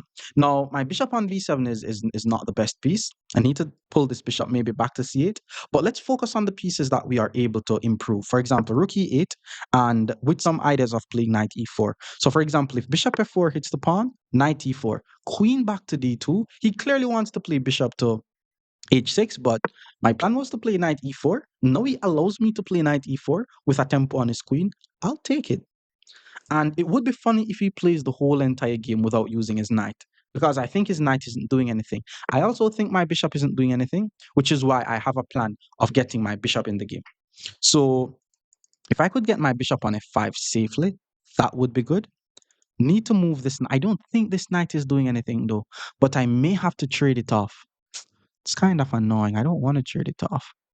I don't want to trade off that knight, guys. I want to play knight b6 takes and get the bishop back, but I think I prefer to play some weird moves like knight f6 or knight f8. But maybe it's gonna be knight f6, because on f6 at least I'm adding more defense to my knight on e4. My knight on e4 is also not able to get trapped, because worst case scenario, there's knight to c3, and I have enough defenders on my knight, so what I'm doing is just the principle of the least active piece. I'm looking for a piece that is not doing anything, and I'm putting it on a better square. So maybe you'll be like, yo, bro, why are you putting the pieces back in their original position? But I'm just trying to maneuver my bishop. Like, you don't really want to have a bishop pointing towards a pawn chain like this. Okay, he pulls his knight back. Not a bad move. He's trying to get rid of my strongest piece. Now I'm thinking of playing bishop f5. And if he takes, I takes, he takes, I take. And my knight is just better than his. Like that's the whole point, right? My knight is better than his. Notice how I didn't take his knight, guys, because to take is a mistake. You only want to trade if it improves the activity of your pieces, not the opponent's pieces. One thing which would be funny is if I play queen d7 and then just get fork on b6. Like that would be crazy funny. That's such a weird move, bro. Who would play f3? My rook is on the same line as the bishop. Playing f3 just left the bishop unprotected. I just don't think I'm able to punish him though, because if I takes, he's gonna go bishop takes. If I takes, he plays queen takes. I think the most practical thing to do here is play knight g3. If he takes my bishop, I take his rook. So he's gonna use his rook to guard the bishop. If I takes, there's queen takes, then knight f5 hits the bishop. Does that do me anything though? Like, should I just takes, queen takes? I need to find a way to open the diagonal for this bishop as well. But I think this is the most practical move. Hit the rook. And I'm assuming he's going to play rook here. Now, instead of being too hasty, why not just play knight h5? Like, instead of, I just told you guys that to take is a mistake. And I was about to take for no reason. Zero reason. So he guards. Now we play knight h5. Again, have a look on my pieces. Which one of my pieces aren't doing anything? One could say this rook. If you say that rook, then you're correct. Let's take, now we have two pieces hitting the bishop. We're not afraid of any forks, at least not yet. Yo, if he sacrifices the bishop and then fork and then say, no, my knight is very active attacking your pawn, that would have been cool. Instead, he decided to blunder because of so many dark square weaknesses in his position, and all his pieces are on dark squares. So now once I take this bishop, his rook and this king is going to be on the same line, and that's going to allow me to play bishop d4, which pins the rook. So he defended the rook, but remember, guys, if a piece is pinned, don't be in a rush to take it. You know what I'm going to do here? I am going to do PP on the PP. I'm going to play f5 because if he moves the knight out the way, he loses the rook for free. Not no trade, not no I take the rook and he takes my bishop for free, which means he could be losing his knight. And remember, if you have the option of taking a free minor piece or taking a rook and then losing one of your minor piece, take the free minor piece. It's more points. So he moves the king out the way. But what am I going to do? Take the free minor piece? No, I'm going to take the rook because it's 5 entire points. Look on it like this. If he decides to take my bishop, I still take the minor piece and I'm winning the game. And there's also some knight g3 ideas. So if he takes on e4, that's going to be a fork. So he has to take with the pawn, which he did. And now it's just a matter of getting every piece in the game. I'm ahead by a rook. Let's go queen g4. And I want to play rook f8, rook a8. Remember I told you guys about this knight? He played out the whole entire game and the knight is still not doing anything. No, he brought the knight in the game at the point where he blundered his rook. There's nothing guarding the rook, bro. That's a rook. Now he's going to take my rook, but I'm going to take his knight. So I'm now going to be ahead by what? 8 points? Okay, he took the rook. Let's take. Eventually, I'm going to swing my rook back over to f8. And his king is definitely in a little checkmating net here. So we're looking to checkmate that king when the opponent resigns. More modern defense against 1,700 players. Stick around. Opponent is now 1,700. More modern defense coming your way. Oh, this was not the modern defense, guys. G6 first is the modern defense. And then after G6, we play D6. So me playing D6 first, it's kind of like the perk defense, but I'm not going to play it like a perk. Like it basically transpose. Think of it like this. I didn't play D6 first. I played G6 first. Just think about it like that. Bishop E3, we play A6. We're still playing the modern defense. But don't worry, I have a video on the membership. I have 154 members seeing those videos. If you want to be able to see those videos, feel free to join the memberships. It supports the channel. But let's continue to play some modern defense. And remember, if they play A4 or C4 or any move that prevents us from playing B5, we're going to play the move bishop to B7. I'm not sure if I said it just now, but the video that I am going to post on the membership side of YouTube, it's explaining the full theory of the modern defense. Okay, he's developing. We're also going to develop, apply some pressure. He's defending his pawn. Guy's in defensive mode already. Let's continue with the regular modern moves. And after we play knight d7, we are going to play c5. He plays qd2. Usually when you see qd2, the bishop is going to h6. But let's play the move c5. I'm expecting him to play d5 here. It's funny how he didn't develop his knight. I'm assuming he's going to put his knight on the edge of the board, but let's see. Okay, he did play d5, gaining some space. Now I'm going to finally develop my knight to f6, and it's 100% sure that he's going to play bishop h6 completely, because my knight no longer guards the h6 square. So he did play bishop h6, and usually whenever they play bishop h6, it is okay to take. And the point is the queen is not really doing anything, but I'm just going to get my king out the center of the board. Like, the most aggressive way for white to do this is to roll the pawns up the board, not take on g7 this early. Maybe he's still going to roll the pawns up the board, but I think he took on g7 a bit too early. But at least I don't have the modern bishop, so it's still a bit weird. I want to play e6 and then take on d5. But remember, guys, whenever you play e6, you have to calculate what happens if they take. Now he plays h5. Well, he's trying to push the pawn here. So I'm thinking of playing just a simple h5, so that way his pawn is not able to move.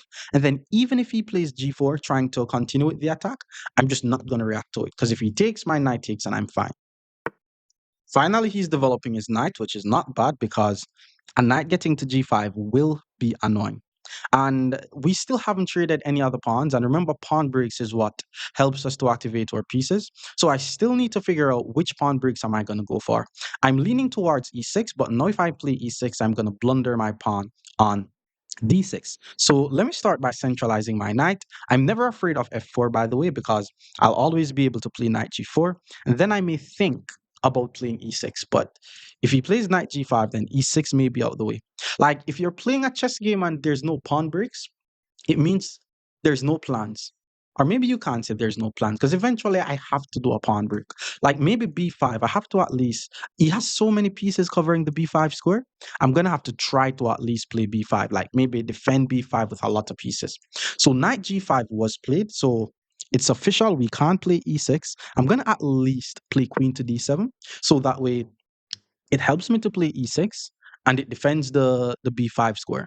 So this game right here is teaching us to plan, and pawn to g4 is going to be so annoying. So my queen on d7 is also helping with that.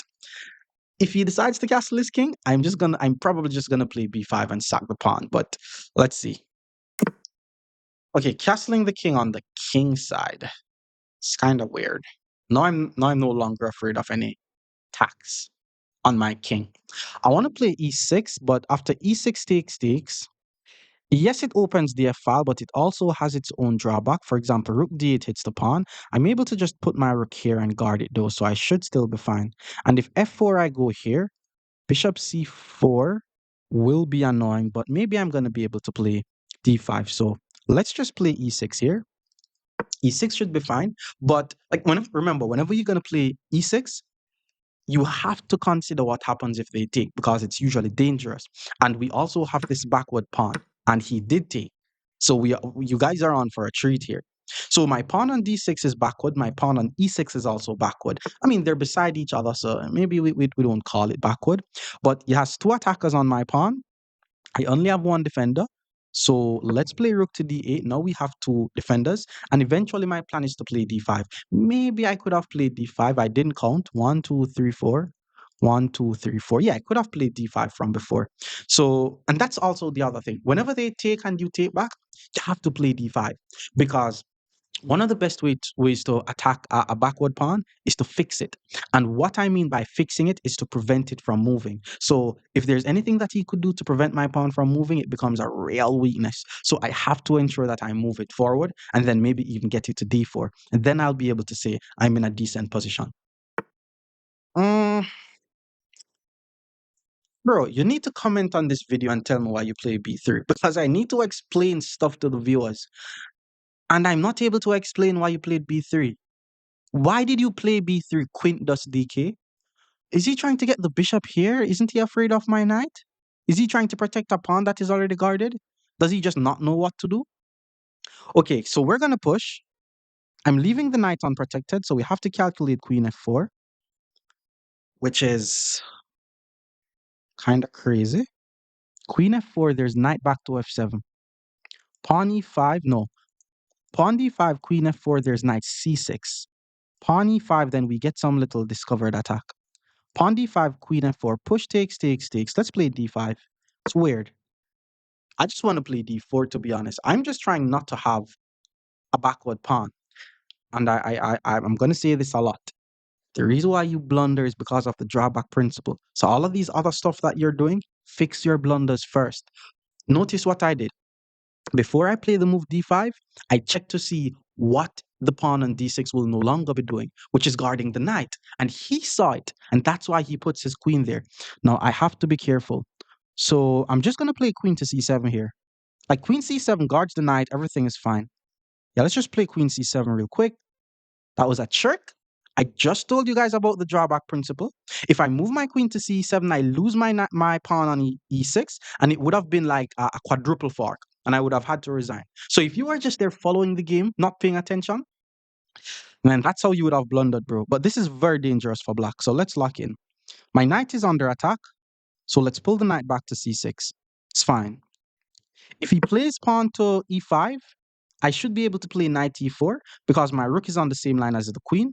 If he takes, I can also consider playing knight takes because it hits the queen. But my knight is going to be pinned eventually, so I'm going to just take with the pawn. But once I'm able to play d4, I should be fine. All right, so he moves the queen off the same line as my rook. And the plan was to play d4 is kind of weird though. It's definitely gonna put his knight on a square that he doesn't want to go. Now he doesn't have to move the knight right now, by the way. He doesn't have to. But my next move is gonna be e5. Oh my god, guys, drawback. What's the drawback of me moving the pawn from d5 to d4? c4 is no longer defended. He shouldn't move the knight. He should play bishop c4 because I can't take the knight due to the pin. And if he plays bishop c4, he's attacking this, but he didn't see that. You didn't see that, bro. Now we simply move the queen out of the way, getting the queen off the same line as the rook. Now he has to move the knight, still has to move the knight to an uncomfortable square. Should I have played queen d6? It's kind of weird. Let's play e5. We have very good space advantage in the center of the board, but we still have to ensure that we optimize our pieces. And this knight has been on my half of the board for at least a year. So let's neutralize that knight, especially since this knight doesn't have any good forward move. This is definitely his best piece. So let's go knight h7. Remember, do not allow pieces on your half of the board, guys. You have to neutralize it. And even though he played knight h3 on move 13, and we're now on move 23, we're still following the neutralization principle. Pawn to c3. Pawn to c3, there is nothing on earth that is going to get me to take that pawn. He's going to have to take my pawn because remember, to take is a mistake. If you're going to, remember, if you're going to take something, you should ask yourself, who is this trade benefiting? Like if I take the knight, how does that help me? All it does is help his knight to be on a good square. So let's do this and get rid of his knight. To take is a mistake. Was this a mistake? My knight on h7 getting rid of his knight? I don't think so. No, we have no, we don't have tactics, but we're gonna set up tactics. Rook to f4. Why rook to f4? I'm protecting the h4 square because I want to play h4 to attack the queen. Why do I want to attack the queen? It's the main defender of this pawn on g5. So rook to h4, rook to f4 threatens h4, which is a removing the guard tactic. And yes, guys, I know everybody's asking me about the book. You're gonna be able to get very good at tactics once my book is dropped. It's very close to finishing. I just want it to be perfect. Okay, he got his king on the same line as my rook for some weird reason. Let's play h4. That was the plan. Removing the guard tactic, forcing the queen to move. And once he puts the queen back, now we take the pawn. And this is crushing, by the way. Like, I basically outplayed him. This is what is meant by outplaying someone. Where if you looked on the position from before, he had a decent position. But my average move was just better than his average move. So he got outplayed. So he plays g4. If I takes queen takes, that trade doesn't benefit me. So let's not en passant. What I'm going to do here is I'm going to play, not sure. Yeah, I'm going to play rook f8. Now I have two rook on the same line as his king. This pawn is pinned. Pin. Oh my God, I just missed a free pawn, guys. Pin pieces don't protect. The whole time I'm thinking about this pawn, but this pawn on g4 is also unprotected because all I need to do now is to play queen takes. My God, draw back. He moves the bishop from e2 to f to from e2, which was guarding f3, and I should have took here because the bishop no longer guards f3. But the fact that I took on g4, he basically pulled his bishop back to g2, and now I'm thinking of sacrificing the rook, like takes, check. If he puts the king here, he's losing, but he is able to put the king here. If I check the king moves and I have nothing, I think it's time to take on. Nah, I'm not gonna take. How do I get these two minor pieces in the game? I mean, he has 11 seconds on his clock. Let's play knight to a4, hit the pawn. He immediately pre-move rook to g1. Can I sack now? Takes, check. King has to go here. Doesn't work. Takes, rook takes, king has to go here. Doesn't work. So let's just be patient and pull the queen back to h5. The pawn on f3 is also the only, well, he moves the king away. Finally. But this is also hanging. Like everything is now just hanging. He hits the knight. Okay, that was a nice move because now once I move the knight, he's going to take here. Didn't see that. And then if he takes here, this is under attack. Also didn't see that. Okay, let's play d3, hit the bishop. If he takes my knight, I take the bishop. And is the whole point was to get rid of his f3 pawn. He's pre-moving, like it's over though. Like I'm not even gonna nah, let's not take on f3. Let's take on e4 because I want to show you guys the concept of pin pieces not protecting. Then we take on f3. The rook and the king is on the same line. So now we play rook to f2 and that's a fork. He sat the queen. We take, he's pre-moving. Watch this. I'm just having fun now. He has 1 second on the clock. He's probably pre-moving something. I'm going to put the queen here, hit the king. The rook covers the square, but he doesn't know that. Watch this. Check. But he lost on time. More modern defense against 1800 players. Stick around. Opponent is now 1800. Let's play some more modern defense. So let's go bishop g7, hit the pawn. Pawn goes to d6. H3 is kind of a weird move, but let's continue with the modern ideas. Pawn goes to a6, and eventually my pawn is going to b5. Then he plays a4. So he's also preventing me from playing b5. Now, whenever they prevent us from playing b5, it's okay to just play b6 because our plan is still to eventually put the bishop on b7. And then from here, we're just going to continue with the same development move. So we're still going to play knight d7. We're still going to play c5. And the plan is still going to be to play knight f6. So he got his king out the center of the board. Let's play c5, immediately targeting the center of the board. Bishop e3 develops the bishop, guards the center. No, I can't take. Well, I can, it doesn't do anything. So let's just focus on our development. And we need to get the king out the center of the board. Like, if you're playing the modern, sometimes the opponent is going to be blundering pieces. Don't get too greedy. And then take those pieces. Use the two tiles game for reference, by the way. Queen to d2 means he wants to go here. Usually that's their idea. If I takes, there's knight takes. Let's take on d4 now. So that way, once the knight takes on d4, my knights get access to this c5 square. And then on c5, I'm threatening e4. I'm threatening e4 three times, and he's only guarding e4 twice. So he took knight c5, three attackers on e4, two defenders. I'm expecting f3, but if he plays f3, he is weakening the dark squares. I like the idea of d5, but e5 seems to be annoying. There's also knight h5 since he's weakening the dark squares. There's castle. If I castle, there's bishop h6. Wondering if I'm able to sack, but nah, he has bishop takes. Now let me just start with queen to c7 here. Like, I'm going to castle my king next. I'm just trying to see if he's going to play bishop h6. Like, he could even play bishop h6 now. And this is a good strategy, by the way. Like, whenever someone has a fianchetted bishop, your plan should be to try to get rid of their fianchetted bishop. And creating this battery is a very nice way to do it. Okay, he moves his king. I'm not sure why or what influenced him to move his king, to be honest. But all I'm seeing is if I had a knight on the G3 square, that would be a fork.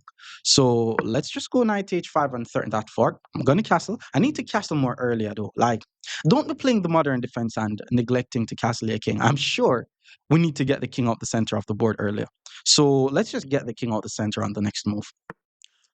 Okay, king h2 puts the king on the same diagonal as my queen. Very suspicious. Pawn d5 already is a nice check. He's not able to block with the bishop. If he blocks with the pawn, I take. If he plays f4, he should be losing a pawn. So he definitely just made some form of mistake, allowing me to play d5 with check. You can't put your king on the same diagonal as my queen, bro. Can't do that, Mr. 1800. I have one, two, three attackers on e4. But he also has three defenders on e4, so it's not like he made a terrible game-ending blunder. Unless I'm able to play this move knight to g3, which I can't. I could though. Knight g3, bishop f4 appears to be a fork. It leaves the knight unprotected, so I could take with check. But once he moves the king, okay. If he moves the king, I take. So knight g3 does hit the rook. And then once the rook move, I take. I just need to ensure that I'm on the lookout for this bishop f4 idea. But let's go knight g3 hits the rook. We still didn't castle the king, by the way, guys. But hey, knight g3 I like because not only am I attacking the rook, I'm also applying pressure here. So after rook moves to f2, we have one, two, three, four attackers. He has one, two, three defenders. So now we want to take. If I take, there's bishop f4 hits the queen. And then I'm able to play bishop e5 guards the queen and the bishop. And if he takes, I take, and I'm fine. I mean, it's not winning, but I'm fine, and his knight is going to be unprotected. So let's grab the pawn. Okay, he took. This appears to be a fork. I'm definitely going to use the g knight because bishop f4 is weird. So let's take.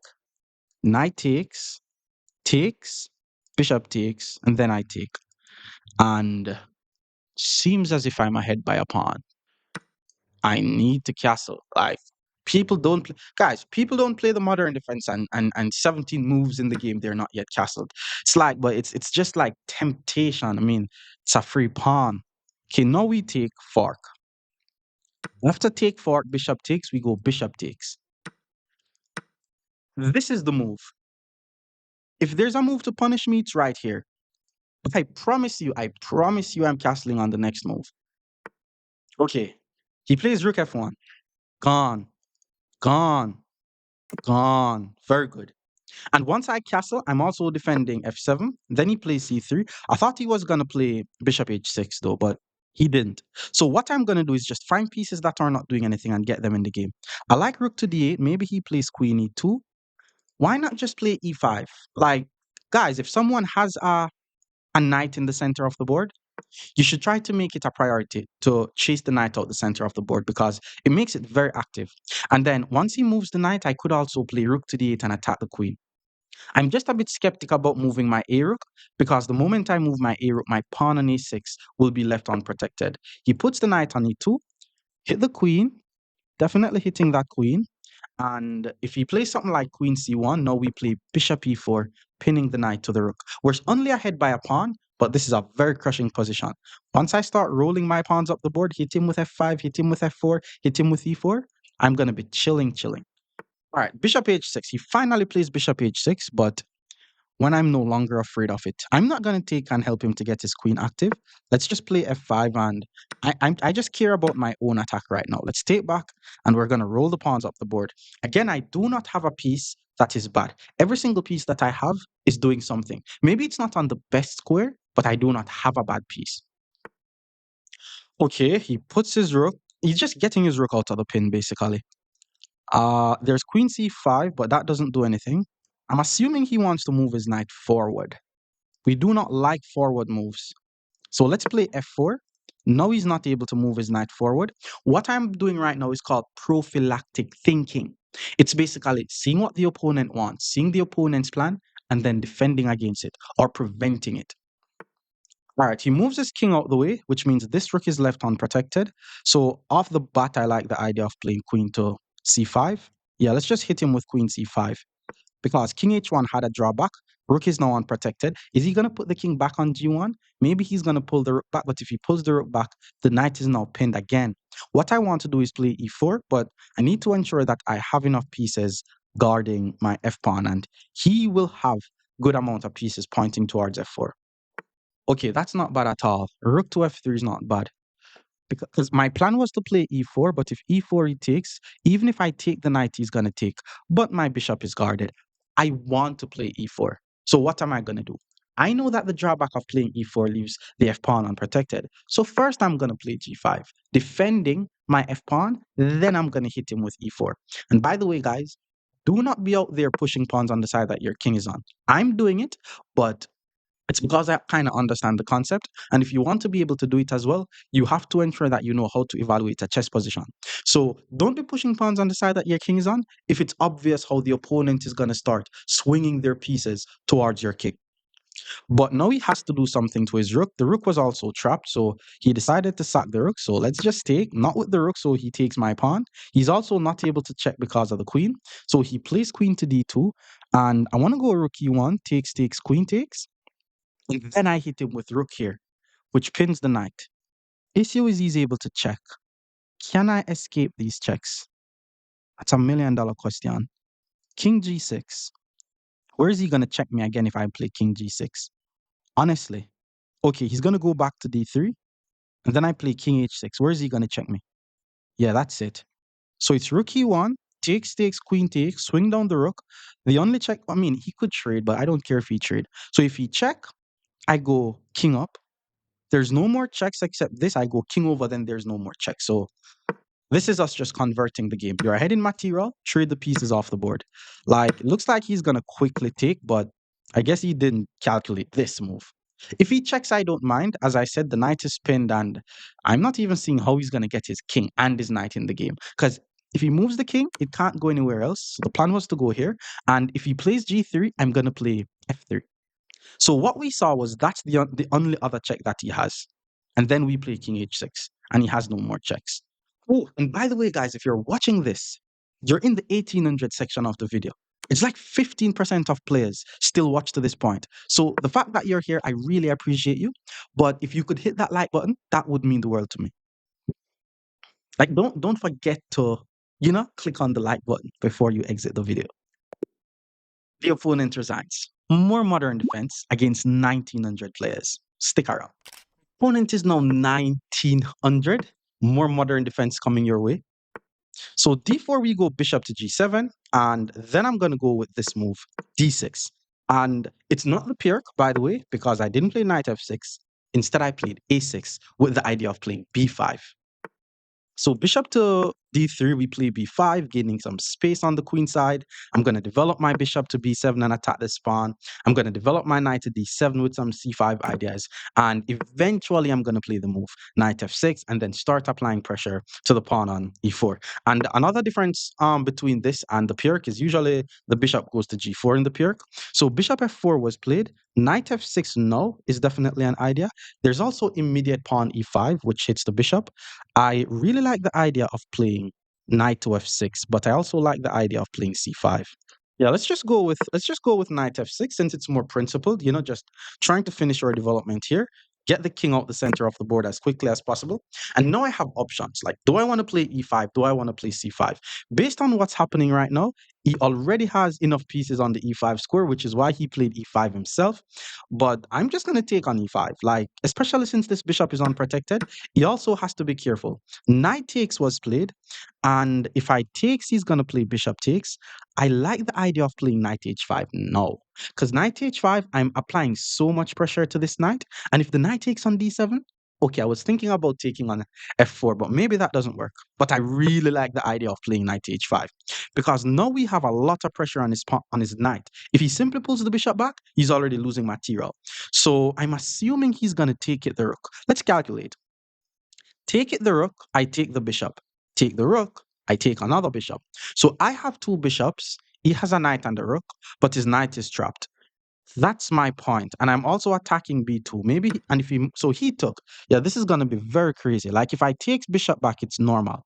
But if I take the bishop, he's going to take my rook and the knight is going to be trapped.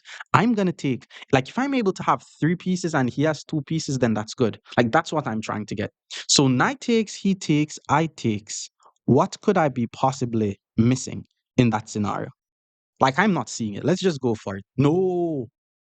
There is knight c5, but if knight c5, there's also g2 that is hanging. So, even if, let's just say, I do not win material from this, his pawn on g2 is also hanging. So already it's kind of weird. Yeah, this is what we saw. Like the actual position is equal. He just sent me a message saying thanks for helping him to reach 2000. But he's 1980 now, so something went wrong along the line. But I'm not gonna take his bishop here. Because as we said, we have two pieces attacking g2. So let's just take on g2 and attack the rook. And this position is already, I could say it's winning. I mean, if the rook goes to e1, knight h6 would be a checkmate if my bishop was guarded. So that being said, my plan is to play queen to d5. So let's say rook e1, q d5. All he needs to do in that scenario is to put anything on the e4 square though. So it's not as, oh, but then the queen is also heading over to g5. Okay, guys, this position is crazy. I think I'm already winning, and we're 13 moves into the modern. So he moves the rook out the way. Again, that's not mate because the king will take. So first I'm going to go queen to d5, which means not only am I threatening a checkmate on h3, I'm also threatening some little cute little queen to g5 ideas. So he moves the bishop to e4, which is an embarrassing skewer. If I takes knight, oh my lord. If I takes knight takes, I can't go to g5. So what I'm going to do is I'm going to immediately go to g5. Yes, my rook is hanging, but if he takes my rook, he's still going to be getting checkmated. So he still needs to worry about, oh shoot, knight h3 is mate. So even if he plays something like knight f3, hit my queen, knight h3 is mate. So what's the move that I'm afraid of? Even if he plays f3, knight h3 is mate. Okay, h4. Wait, did I just blunder h4? H4 knight check, king up takes. Oh yeah, h4 is actually very strong, guys. Okay, let's see if I'm getting ahead of myself. H4. If h4 queen takes, he's gonna take. And after takes, king takes, I'm losing. I do not have enough pieces in the attack. H4. If he plays h4 is just one of those moves that he has to find because it's the only move. So I'm expecting him to find it. H4 I have to check. And then king to h2. My queen is under attack. The queen is the only defender of my bishop. If I takes, there's king takes. Now f2 is gonna be hanging. So maybe I play knight takes f2 and then continue the attack, but I didn't see any of that. Whoa. Not only did bro miss h4, that's just a checkmate. More modern defense against 2000 rated players. Stick around. Opponent is now 2,000. We're ending off the modern defense with a bang. Bishop goes to g7. Then we play d6. And eventually I'm going to play a6 followed by b5, put my bishop on b7, play some chess. All right, so he's developing, very normal move. Let's play a6 here. And my plan is to play b5. Maybe he's going to play a4 to prevent b5. He didn't. He plays bishop e3. Let's continue with the plan. Bishop b7 with the idea of playing b4 is still lurking in the air, which is why he plays a3. He's, playing some very good moves. Let's put the bishop on b7, targeting the pawn on e4, and eventually I'm going to play knight d7, pawn c5, knight f6. That's the whole idea. And by the way, guys, if you're watching this 2000 rated video, you're part of the 9% of persons who watch my videos this far. So if you're here, I really appreciate you, but don't forget to click the like button. Just click the button, no need to stop the video, just click on that button.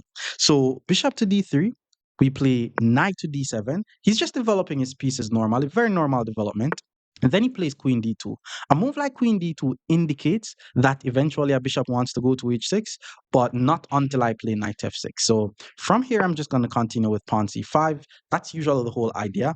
And I'm expecting something like d5 here. If d5, I may look into knight f6. Slightly uncomfortable though, because the moment I play knight f6, he's going to go bishop h6, but it doesn't really do anything. I just like to hold on to my modern bishop. Okay, that's interesting. He actually took the pawn. So let's just take it, the bishop, applying pressure to e4. Like in some cases, I could take the knight and then win the pawn on e4, but that's usually not worth it to be giving up my bishop for a knight. He got his king out the center of the board. Let's remain principled. Let's develop my knight.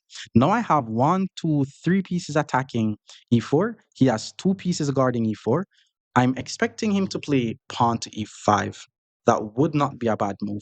Hits the knight, and if I take, he plays knight takes, and then everything is normal. But I will always have the option. No, if I take, I lose. Please be careful, bro. Okay, what's really happening here? Why h3? Does he think I'm trying to go knight g4? Two attackers? Well, three attackers, two defenders? Somebody can't count. Or maybe I'm missing a tactic. Knight takes, hit the queen. If knight takes, hit the queen. If bishop takes.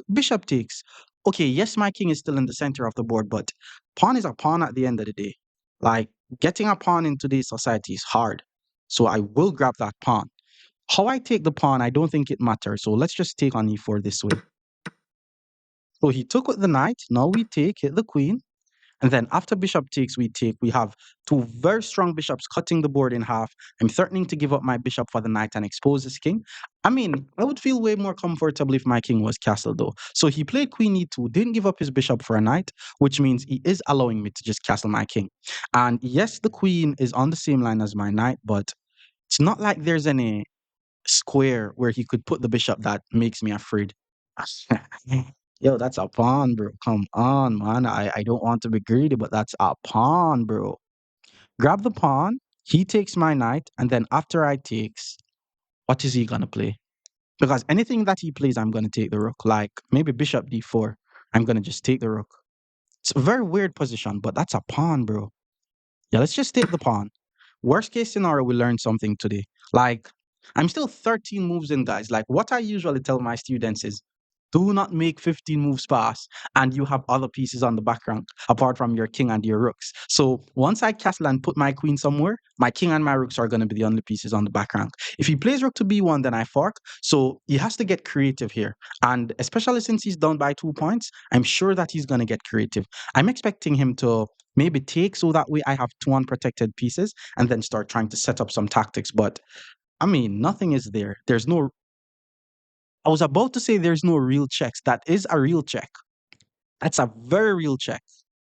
And, and if I take, queen takes, whoa, that's what happens when you're greedy. That's what happens when you're greedy. Takes, queen takes, qd7, then there's queen takes. And I have nothing.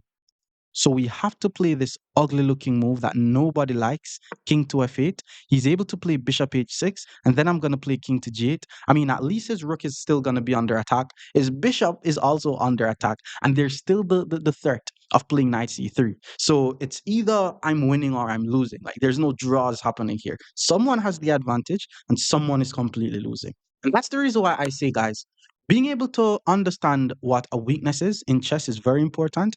And being able to spot not only just your weaknesses, well, not only just the opponent's weaknesses, but also spotting your weaknesses is also important. For example, I know that my king is a bit what's the word?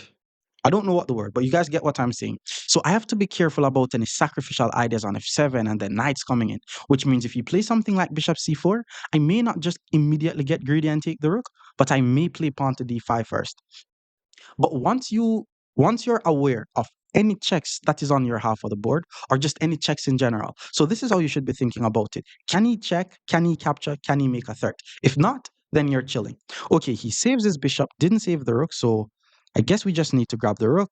He grabs our bishop, we trade the pieces off the board, and then we pull the bishop back to g7 and we will be ahead in material. There's also knight c3 hits the queen, then take the rook, but that doesn't seem to be as good. Maybe if I take the rook, he's just going to take back. So that way he has the dark squared bishop and my knight is still going to be under attack. But that doesn't mean I'm losing either. So let's just grab the rook.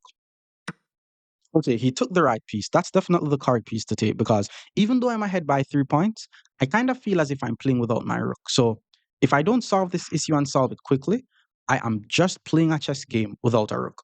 So one way I'm thinking about solving it is playing f5, but it really weakens these light squares. So I have to be careful. So let's say f5. If f5, anytime he checks, I should be able to play d5. Hmm. Or maybe I should play, no, can't play e6. My knight is under attack. I think it would be smart to try to at least get rid of the light squared bishop, even though the dark squared bishop would be the best piece to try to get rid of. I mean, I think any trades in this position should be beneficial to me. So I'm going to go with this move. Knight c5 hit the bishop. And remember, the whole idea is you're ahead in material, feel free to trade. So I am thinking about giving up my bishop for that knight, taking that bishop, and then just try to wriggle my way out of it. For example, pawn to f6, king to f7, and then get my king in the game. Like, that's my plans now. Okay, bishop c4, he's taking the right approach. The guy's just not trading. I mean, you should not trade when you're down in material anyways. This diagonal is definitely dangerous. Pawn e6 weakens my dark squares. Pawn e6, there's bishop g5. Pawn d5, rook to d8, pawn e6, bishop to g5, and then I play pawn f6. Like, it's crazy position. Hit the bishop, queen d5, because I have to look on any move that threatens mate here as well. So if I push, he puts the rook here and I go here. I also need to ensure that I'm aware of this. But pawn f6 will always be a move. Pawn here, queen here, then f6 is a move. So let's play d5. We're also not trying to play too passive. Like, I'm playing without a rook, by the way, guys. Like, his rook is not doing anything right now, but it's easy for him to swing his rook in the game. I'm ahead in. So here's the evaluation of this position. I'm ahead by 3 points, but I do not have a rook. Does it mean I'm ahead by 3 points? Who knows? Now we know the plan for both sides. Black wants to trade and get his rook in the game. White wants to keep Black's rook out the game as much as possible and try to attack here and keep an initiative. All right. I mean, he pulls the bishop. I don't think he had to move the bishop, to be honest, but how do we continue here? Pawn e6 is my idea. Like, once I'm not afraid of bishop moving to g5, I should be fine. Pawn e6, any queen e5, oh, maybe he wants to play c4 as well because he needs his bishop to be active here. So pawn to e6 just to solidify everything for the time being. Now we have an unprotected knight. So I can't be joking around with unprotected pieces, especially in a position like this. Queen e5 is the main move that I'm looking out for, but I have f6. Bishop g5, I also have f6, but queen e3 I didn't look on. If queen e3, I'm thinking rook c8 just to get my rook in the game. Rook to b1 is also very strong. He's just trying to ensure that his rooks is active and all these pieces are active since my pieces aren't active. All right, I do not feel comfortable with this. It's crazy. Maybe bishop here.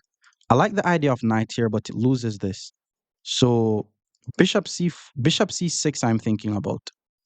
And again, I just have to ensure that I'm always looking out for queen e5. But queen e5, there's always f6. It's a weird looking position, but I think if I'm careful, I should be fine. Oh my lord, I should not have allowed that. I should not have allowed a knight to jump in with tempo on my bishop. Because I had a little idea of playing bishop b5, but I think it's obvious that he wants to play c4. And then once he plays c4, I take. I mean, it doesn't seem to be too bad, actually. Wait, bishop to e8 does not seem to be as bad as it looks. Because if I play bishop c8, the moment I play f6, there's bishop f7, and I'm guarding on this diagonal. My rook, that doesn't have anything to do with getting my rook in the game, though. I need to focus on getting my rook in the game. But we're going to be going with bishop to e8. We have to play a series of defensive move. Knight is still unprotected, rook is still out of the game, but I think I'm doing fine here. Like if white just does not have enough attacks, then everything should be okay. There's f6, bishop f7, rook c8 eventually. There's queen f6, but I don't like queen f6 because this bishop is annoying. Unless I play queen f6, pawn g5, trap the bishop, and my queen is attacking the bishop. That could be an idea. Let's see. All right, knight moves to g4. We need to be aware of this f6 square. For sure, for sure. Queen e5 is also coming. Wait, what? If I play f5, there's immediate queen e5. Knight f6 is coming, he's threatening mate. But guess what? My plan was always to play f6. Let's just play f6. And imagine if I'm able to safely play king f7 instead of bishop f7. Because I mean, I can't play an entire chess game without my rook. That's not fair. He also only has 40 seconds on the clock, so he needs to find a checkmate here. If he doesn't checkmate me, then he's just lost. So queen e3 hits the knight. You know, I was thinking about moving the knight, but come on, bro. I'm playing with so many pieces not in the game. Why not just swing my rook in the game and protect my knight? Yeah, oh my lord. Okay, is this a blunder? Let's think. It's not. Yo, this guy's a trickster, yo. Wait, it is. It's not. First of all, he is threatening bishop g7. Rook g7. Rook g7, I lose the game. It looks like a free rook, but there's a drawback. Ensure that you know the drawback principle or else you're gonna lose games. See how much time I'm telling you guys? If I take, he's gonna play queen takes with check, and bishop f7, he's gonna play knight takes. It's kind of like mate, and I have to sack my queen. So let's not do that. And instead, I'm gonna play bishop to f7. Let's ensure that we're aware of any checks that the opponent has. The checks doesn't work. And if he goes for the capture, I'm just going to take. So once you're able to see any check the opponent has, any capture the opponent has, you should be fine. Queen to d4. Now he's applying pressure to f6 twice. I'm only guarding f6 once. Again, if I take the rook, I'm losing. But now I'm able to, wait, if I push, he sack. Takes is weird. If I push, he sack. Still gonna push. If he sack, I don't take the knight. I take the rook instead. That's the idea. It's a very nice idea. Very nice idea. If he moves the queen, I take the rook. I need to teach you guys how to defend. I'm probably gonna create this very long video on defending. That looks like a free queen, but I don't trust it. Like if I take the queen, it's weird. So what I'm gonna, yo, what is this? If I take the queen, that's mate. And if I take like this, I'm losing. And if I take like this, I'm losing. What the heck? So maybe I have to play rook to... Wait, what? Maybe I have to take here, actually. Check. Oh, that's mate. Fudge. Fudge.